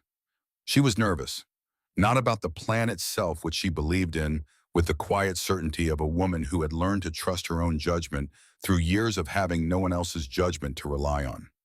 She was nervous about Silas, about how a man who had carried every decision on his own shoulders for 2 years would react to learning that his wife had been conducting a strategic campaign behind his back, making alliances, writing to lawyers and newspapermen, moving pieces on the board, while he was focused on the ground war of fences and cattle and daily survival. She had seen what happened when Arthur Mercer's authority was challenged, had learned in bruises and silence what a certain kind of man did when a woman presumed to think for herself. And though she knew in her bones that Silas was not Arthur, the body remembers what the mind has forgiven, and her hands trembled slightly as she laid the letters on the table beside the dinner plates. She waited until the meal was finished, until the plates were scraped and the coffee poured, and the 4 of them sat around the table in the lamplight with the comfortable weariness of people who had worked hard all day and earned the right to sit still. "I have something to show you," Clara said. "All of you." She laid out the letters, the responses, the strategy. She explained each element with the organized precision of a woman who had thought this through from every angle and anticipated every objection. The legal challenge to Hargrove's boundary claim, the newspaper investigation that would expose his methods to public scrutiny, the women who could come west and help build the kind of community that Hargrove's tactics could not fracture. She presented it the way a general presents a battle plan, because that was what it was. A battle plan, and she was asking these 3 men, these proud, self-reliant, stubborn men who had never asked anyone for help and had certainly never been outmaneuvered by a woman half their size, to trust her. Silas read each letter with the focused intensity he brought to everything. Boone leaned over his brother's shoulder, his eyebrows climbing higher with each paragraph. Caleb studied the list of women from the Matrimonial Bureau with an expression that mixed intellectual interest with something that looked suspiciously like alarm, as though the possibility of more women arriving in Bitter Creek was both exciting and terrifying in equal measure.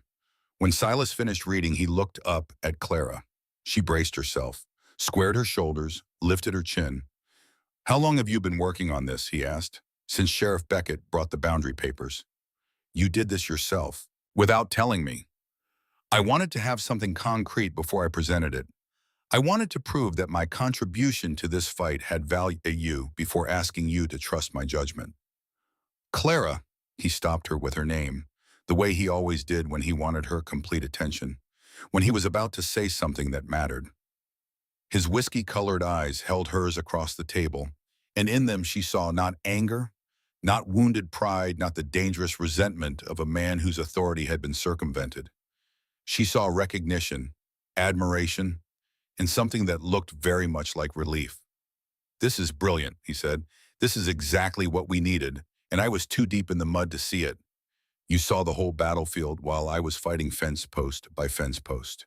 The relief that flooded Clara's body nearly took her off her chair, but it was followed immediately by something stronger. Pride. Not in herself, though that was there too. Pride in them, in this marriage. In the partnership that was proving to be everything Silas had promised on the porch that first evening, when he had offered her work and honesty and effort, and she had not yet understood how rare those things were and how powerful they could become when combined with trust. Boone grinned. the real grin, the one that meant he was genuinely delighted rather than performing. I always said we needed a general, he said. Now we have got one. Caleb was still looking at the list of women. You are thinking of bringing more families into the valley, he said slowly, working through the implications with the methodical intelligence that characterized everything he did. More people with a stake in standing against Hargrove. Exactly, Clara said. Hargrove's power depends on isolation, each ranch standing alone, each family fighting its own battle. If we build a community where people support each other, he loses his advantage. He cannot bully 20 families the way he bullies one. The brothers exchanged a look, the silent communication of men who had lived together their entire lives and could hold an entire conversation in a glance. Agreement was reached without a single word being spoken. All right, Silas said, we fight. But we fight your way, Clara. Smart, strategic, together. Together. The word had become their anthem, their creed, the foundation on which everything else was built. The weeks that followed were a period of intense activity as Clara's strategy took shape across the valley like a structure being raised beam by beam. Franklin Morse arrived from Cheyenne on the Tuesday stagecoach, a sharp-faced man in his 40s with quick eyes and a briefcase worn soft at the corners from years of hard use. He examined Thomas Callahan's original land patent, held it up to the light, ran his finger along the notary seal, and pronounced it as solid as the bedrock under your feet. The boundary claim Hargrove had filed was built on a survey error that did not exist, supported by testimony from a surveyor who Morse discovered with 2 days of digging was on Hargrove's payroll. The case was not just defensible, it was winnable. And winning it would set a territorial precedent that would make it significantly harder for land speculators to use manufactured disputes to steal property from honest ranchers. Whit Cooper, the newspaper reporter, arrived 3 days later. He was young, perhaps 28, with the lean and hungry look of a man who believed that the truth was worth pursuing even when it bit back. He spent a week in the valley interviewing ranchers who had suffered under Hargrove's pressure. The Hendersons, whose fence had been cut 4 times in 1 year. The Crawfords, who had lost a dozen cattle to poisoned water. The O'Briens, who had been offered a price for their land that was half its value and told that the offer would not be repeated. The implication being that refusal would be followed by something worse than a low price. Cooper documented everything. Dates, amounts, descriptions. He visited the county land office and found irregularities in the paperwork surrounding 3 properties Hargrove had acquired. He talked to former hired hands who had drifted through Bitter Creek and moved on men who were willing to describe in careful and guarded language the kinds of job Hargrove's foreman had asked them to do. The story Cooper was building would be devastating, not because it contained any single explosive revelation, but because the pattern it assembled was damning in its consistency. 1 cut fence could be coincidence.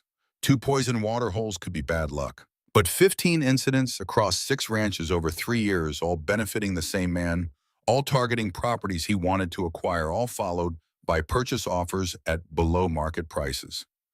That was not coincidence. That was a system. And systems once exposed were very difficult to defend. Clara organized the ranchers.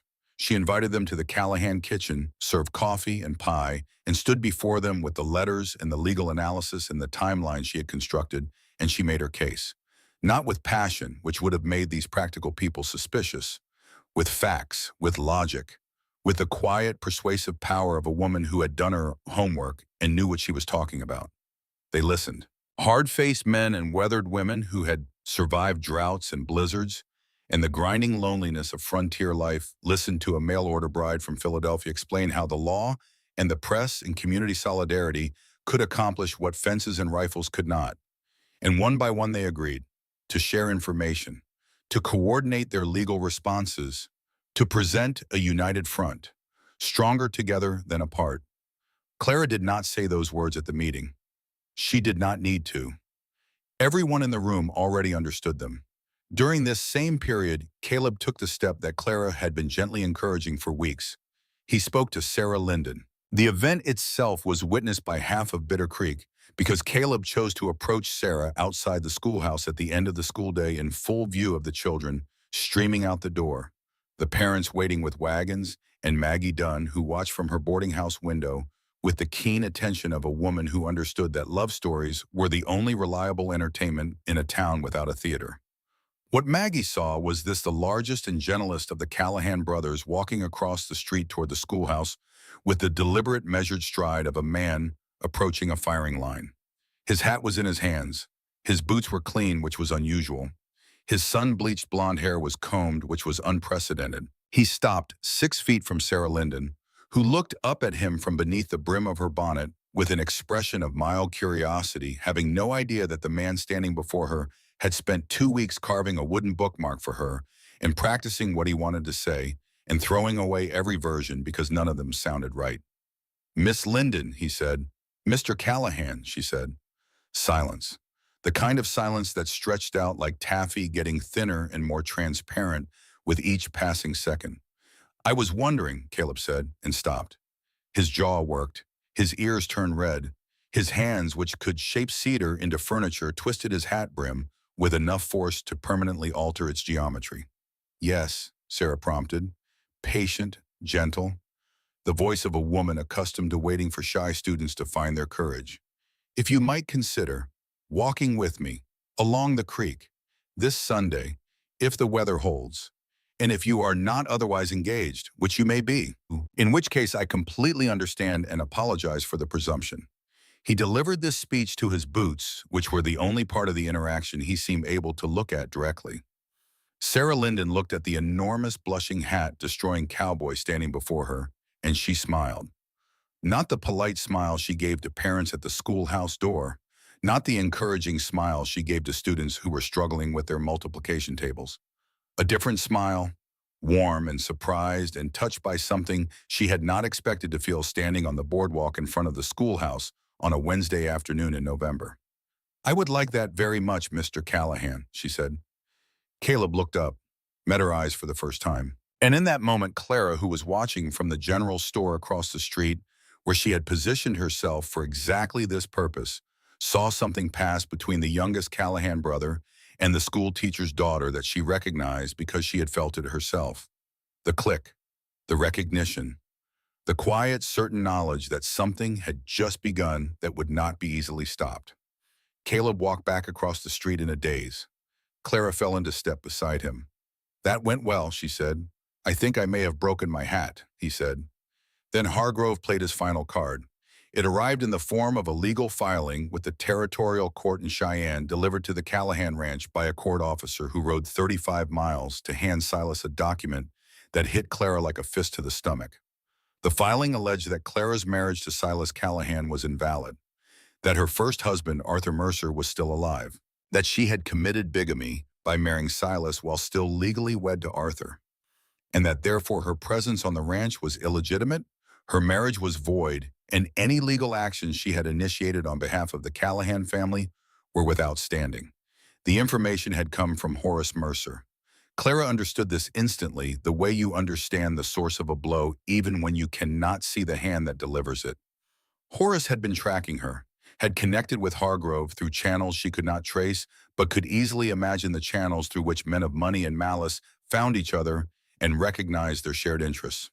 Horace wanted Clara punished for the crime of surviving Arthur. Hargrove wanted the Callahans broken. Their interests aligned like two blades of a scissors closing on the same piece of cloth. The allegation was absurd. Arthur was dead.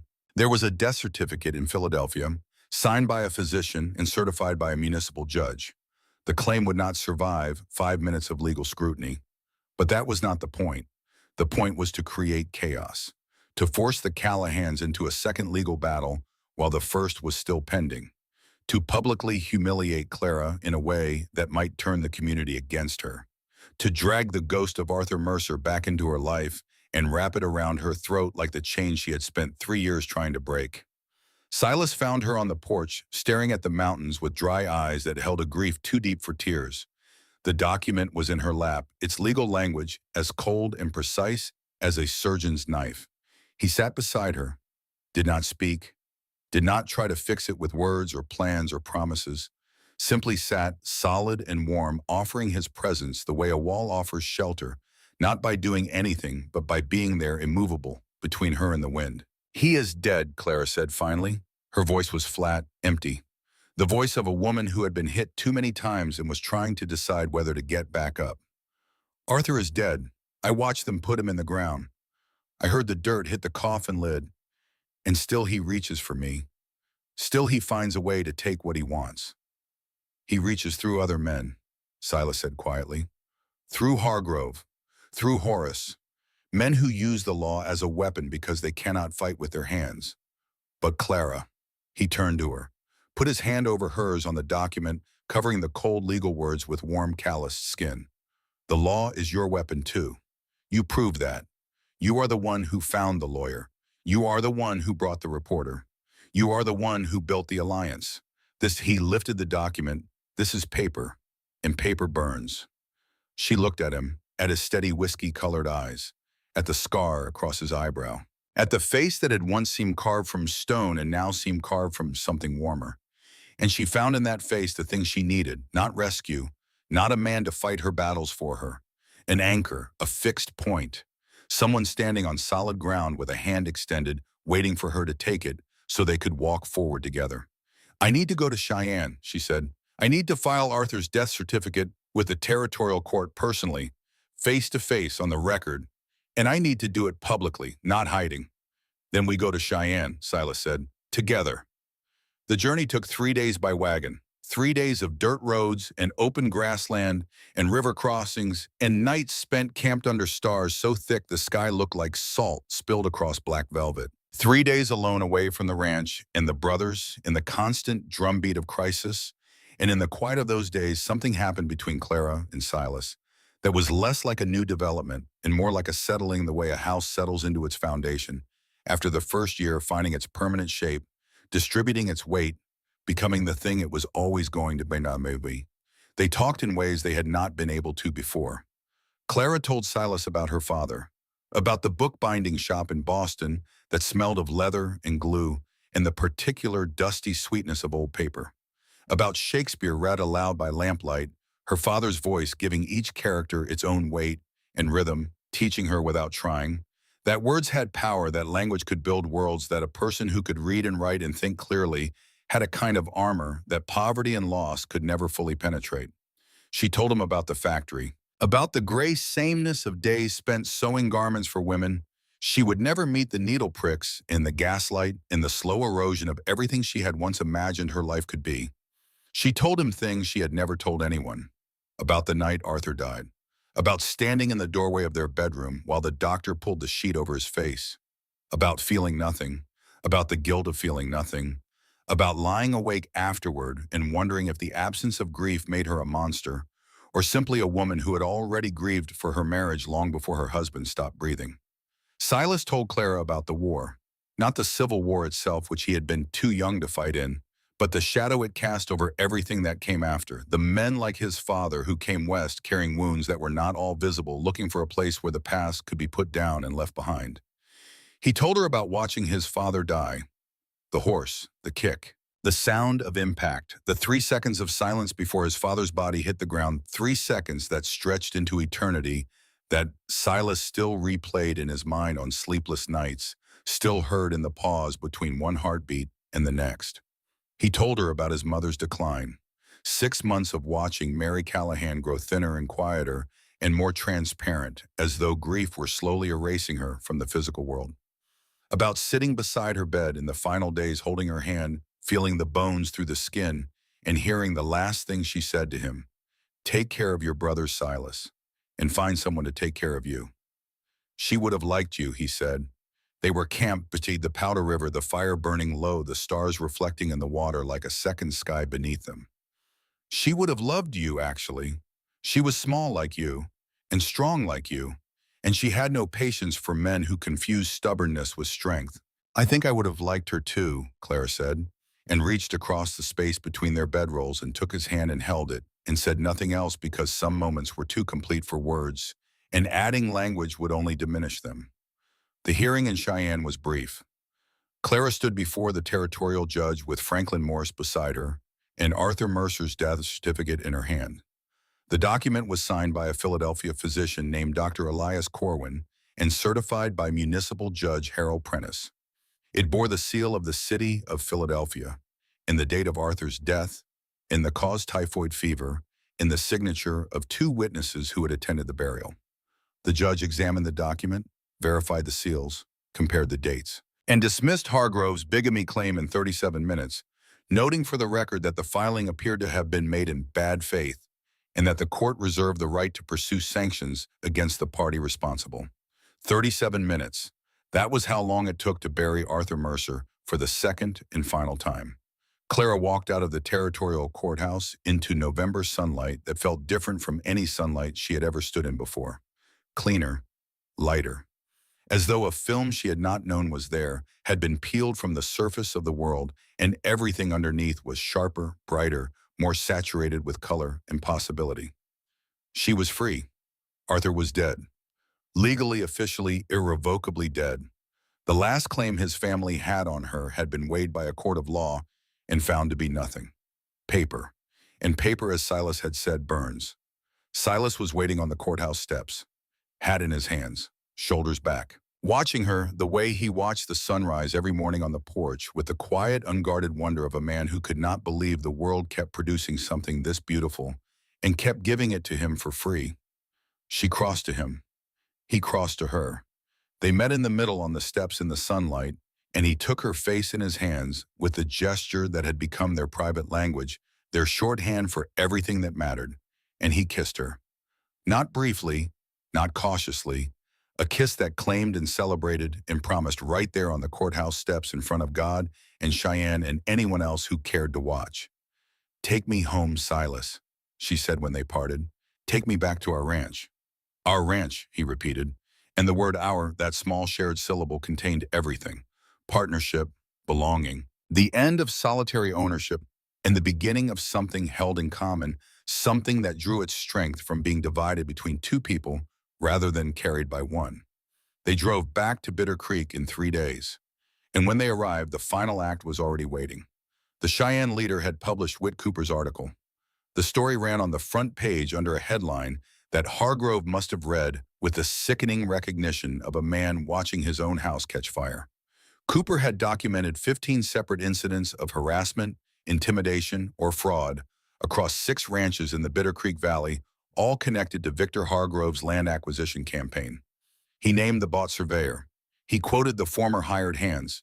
He cited the county records that showed 3 properties acquired at below-market prices within weeks of suspicious damage to fences, livestock, or water supplies. And he quoted Clara, who had provided a written statement describing the barn fire, the poisoned water, the manufactured boundary claim, and the bigamy filing that had just been thrown out of court.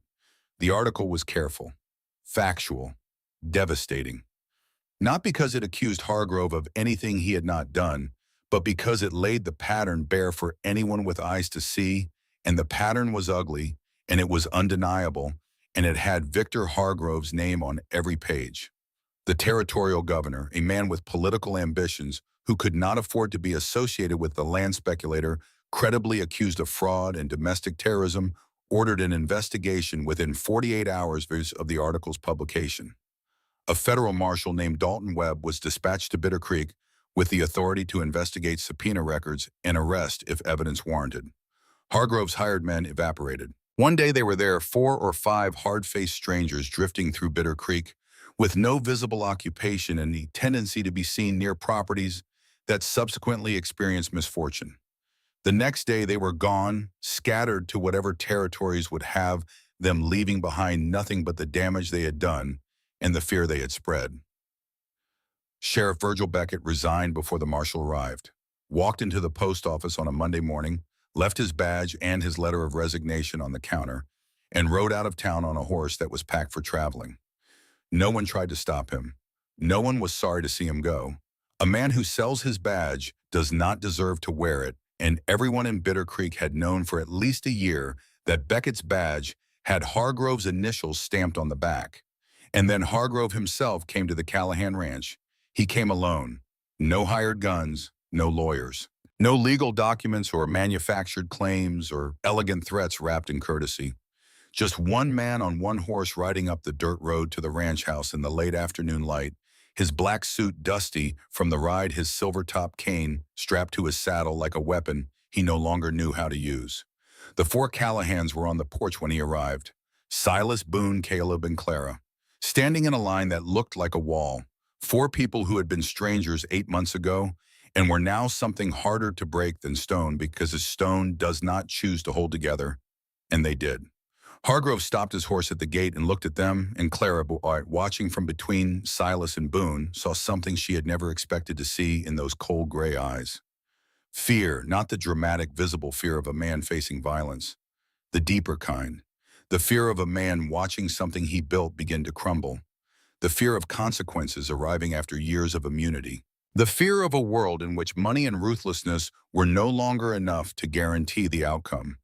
"You have overreached, Hargrove," Silas said. His voice was calm, the calm of a man holding a winning hand and knowing it. "The territorial court has thrown out your boundary claim. The marshal is coming, and every rancher in this valley has signed a statement documenting your activities." Hargrove's eyes swept across the four of them, settled on Clara, held there. "This is not over," he said, but the words lacked weight. They sounded like something said out of habit rather than conviction, the reflex of a man who had been saying "this is not over" for so long that he could not stop even when it obviously was. "Yes, it is," Clara said. Her voice was not loud. 5'3" and 110 pounds, and a voice that would not carry to the back of a church. But it carried to Hargrove. It carried the way truth carries, cutting through noise and distance and resistance with an efficiency that volume could never match. "You spent 3 years trying to break this valley by picking us off one by one, isolating each family, making each ranch fight alone. But we are not alone anymore, Mr. Hargrove. We are together, and together we are stronger than anything you can do to us. Stronger together than apart." The words she had carried inside her since the first week on the ranch, since the first time she watched the three brothers work as one unit and understood that their power was not in their individual strength, but in their refusal to be divided. Hargrove looked at her for a long moment, and in his look she read something she had not expected. Not rage, not contempt, recognition. The grudging, bitter acknowledgement of a man who has been beaten and knows exactly who beat him. Not the three enormous cowboys standing on the porch. The small woman standing between them. The mail-order bride he had dismissed as irrelevant. The seamstress from Philadelphia who had turned his own weapons against him and won. He turned his horse, rode back down the road. Did not look back. It was not a dramatic exit. No threats shouted over the shoulder. No gunshots. No cinematic confrontation under a burning sky. Just a man on a horse riding away from a fight he had lost, growing smaller against the valley floor, until the road curved and the trees swallowed him, and he was gone. Marshal Webb arrived the following week. He spent 3 days reviewing records, taking statements, examining the evidence that Clara and Whit Cooper had assembled. When he left, he carried with him enough documentation to keep the territorial prosecutor busy for months. Victor Hargrove, facing the prospect of criminal charges for fraud, intimidation, and conspiracy, sold his Bitter Creek holdings to a consortium of valley ranchers at a fair price and retreated to St. Louis. He would not return. The valley was free. The seasons turned. Winter came and went, hard and long and cold, in the way that only a Wyoming winter can be cold, the kind of cold that tests everything and everyone and leaves only what is strong enough to survive. Clara survived it, more than survived, thrived in it, discovering in herself a capacity for frontier life that she had not known existed, a toughness that matched the country, a joy in the rhythms of the land that surprised her with its depth. Spring brought calves and wildflowers and the return of light after months of darkness and the beginning of something new in the valley. 3 of the 5 women from Clara's matrimonial list came west on the spring stagecoach. They married local men. They put down roots. They started families and gardens and the kind of conversations between women that hold a community together when the work is hard and the distances are long. Caleb married Sarah Linden in June in a ceremony so quiet and tender that half the town wept openly, including Boone, who would deny it afterward, with the fierce indignation of a man whose reputation for toughness was being threatened by his own tear ducts. Caleb and Sarah built a house at the north end of the Callahan property, close enough to the main house for family, far enough for the privacy that newlyweds deserve. The house was, of course, beautiful. Caleb built every piece of it with his own hands, every joint fitted, every shelf level, every window frame to catch the light at the angle that made Sarah smile when she sat in her reading chair in the afternoon. Boone was the last brother to marry. Not because he lacked interest, but because he insisted on waiting for a woman who could match his energy, his humor, and his absolute refusal to take anything, including himself, too seriously. She arrived 2 years later on the autumn stagecoach, a red-haired Irish girl named Bridget Malone, who took one look at Boone Callahan's famous dimpled grin and said, "That smile works on every woman in the territory I expect. It will not work on me." It took Boone 6 months to prove her wrong. Their courtship was the most entertaining event in the history of Bitter Creek, a battle of wits and wills, and increasingly creative romantic gestures that kept the entire valley speculating on the outcome. Boone brought her wildflowers. She told him she preferred practical gifts and handed him a list of fence posts that needed replacing on her employer's ranch. He replaced the fence posts. She brought him a pious thank you. He said the pie was the best he had ever tasted. She said flattery would get him nowhere. He said he was not being flattering, he was being honest, and honesty was the only currency worth spending. She married him on a Tuesday in October, exactly 2 years after Clara and Silas, in the same white-steepled church, with the same Reverend Josiah Whitmore presiding. And when Boone kissed his bride, the whoop that escaped him rattled the windows and startled the horses tied outside, and could be heard, people later claimed, all the way to the Bighorn Ridge. Clara and Silas had their first child that same winter, a boy they named Thomas after the grandfather who had built the ranch with his bare hands and his stubborn heart. When Clara held the baby for the first time wrapped in the quilt she had sewn from scraps of her old Philadelphia dresses and new Wyoming cotton, she looked up at Silas and saw on his face an expression she had never seen before. Not the granite, not the control, not the carefully maintained armor that had defined him for the 2 years before she arrived. Just wonder. Pure and unguarded, and so overwhelming that it seemed to alter the physical structure of his face, softening lines that she had thought were permanent, opening something behind his eyes that she had not known was closed. "We built this," he said. His voice was rough. "We built this, Clara." "We built this," she agreed. And in that single word, "we," was contained everything. The partnership, the trust, the love that had grown from an honest exchange of letters and a decision to be brave enough. Years passed the way they do. Not in the dramatic leaps of stagecoach arrivals and barn fires and courthouse confrontations, but in the quiet accumulation of days and seasons and meals cooked, and fences mended and children raised and mornings shared on a porch watching the sun come up over mountains that never stopped being beautiful no matter how many times you watched. 20 years. Clara was 44 now. Her honey blonde hair carried silver at the temples, earned honestly, every strand representing a winter survived, or a crisis weathered, or a child nursed through fever, or a fence rebuilt after a storm. Her cornflower blue eyes were still vivid, but they were wiser now, holding the depth that comes only from a life fully lived, from decades of love and labor, and the particular education that the Wyoming frontier provides to anyone stubborn enough to stay. Her hands, which had once known only needles and thread, now knew how to saddle a horse, split kindling, deliver a calf-balanced ledgers, and negotiate cattle prices with buyers from Cheyenne and Omaha. She was still small, still 5'3", and no one in the Bitter Creek Valley, no one who had watched her dismantle Victor Hargrove with letters and alliances and the quiet, relentless application of intelligence, would ever again make the mistake of calling her delicate. Silas was 53. Silver threaded through his chestnut hair. The scar across his left eyebrow had faded to a thin white line. The lines around his eyes, which 20 years ago had been carved by wind and worry, had been rewritten by something gentler. There were laugh lines there now, crow's feet that deepened when he smiled, and he smiled more than anyone who had known him before Clara would have believed possible. His right knee was bad damaged by decades of riding, and his ribs ached. When the weather changed, a permanent souvenir of the night, 4 riders burned the barn, and a panicked horse reminded him that his father's death was not just history but heredity. But his back was straight, his shoulders were broad, and his hands, those massive calloused hands that could bend horseshoes in gentle frightened animals and hold his wife's face as though it were made of something precious, were steady and sure, and still the first thing Clara reached for in the dark. They had 3 children. Thomas, 18, now tall as his father, quiet as his father, but with his mother's smile, the smile that cracked granite and let light through. Mary, 15, named for the grandmother she had never met, blonde-haired and amber-eyed, who rode horses better than any of her uncles and had her mother's steel and her father's stubbornness in equal and terrifying measure. And Benjamin 12, named for the grandfather who had bound books in Boston, who loved reading and wood carving and chess, and who spent his evenings in Uncle Caleb's workshop, learning to shape wood into things that made people stop and stare. The ranch had grown.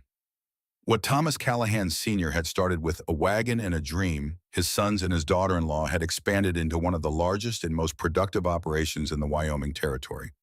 3 houses stood on the property now.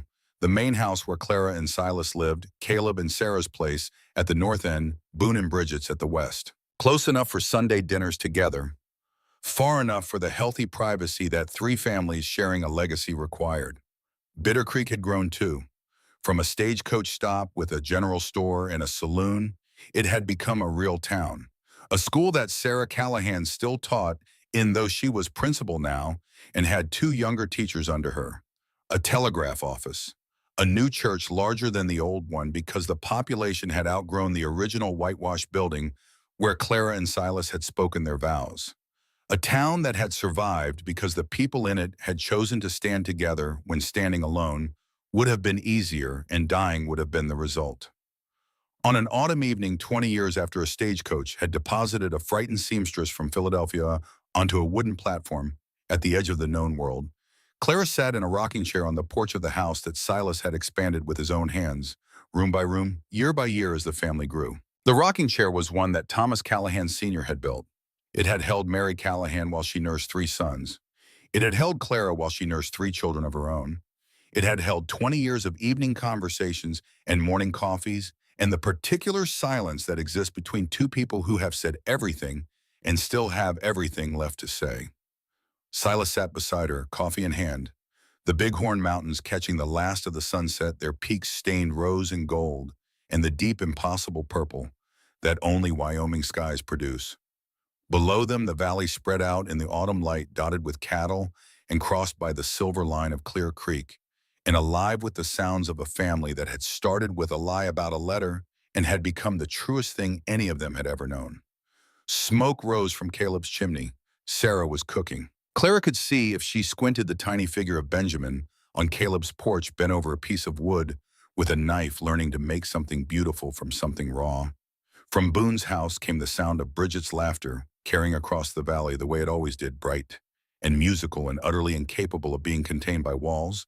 And somewhere inside that laughter was Boone's voice saying something that was almost certainly outrageous and almost certainly exactly what Bridget needed to hear. Thomas and Mary were in the barn doing evening chores. Clara could hear their voices low and intermittent, the comfortable conversation of siblings who knew each other well enough to talk about nothing and have it feel like everything.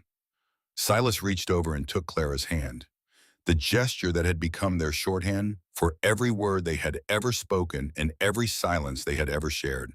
His hand was rougher than it had been 20 years ago, thicker, more scarred, but the gentleness in it had not changed, had only deepened the way a river deepens as it flows, carving its channel a little wider, a little more permanent with every passing year.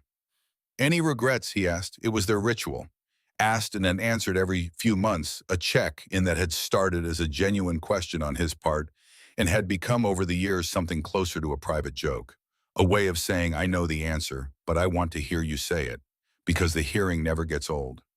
Clara looked at the ranch, the mountains, the family, the life she had built from the wreckage of the one she had fled. She thought about the stagecoach, about 3 enormous men standing at a station in a town that barely deserved the name, about the terror and hope that had fought for control of her chest as she stood on that wooden platform with a trunk at her feet and a bundle of letters in her hand, and a future she could not imagine stretched out before her like an unbroken trail leading into wilderness.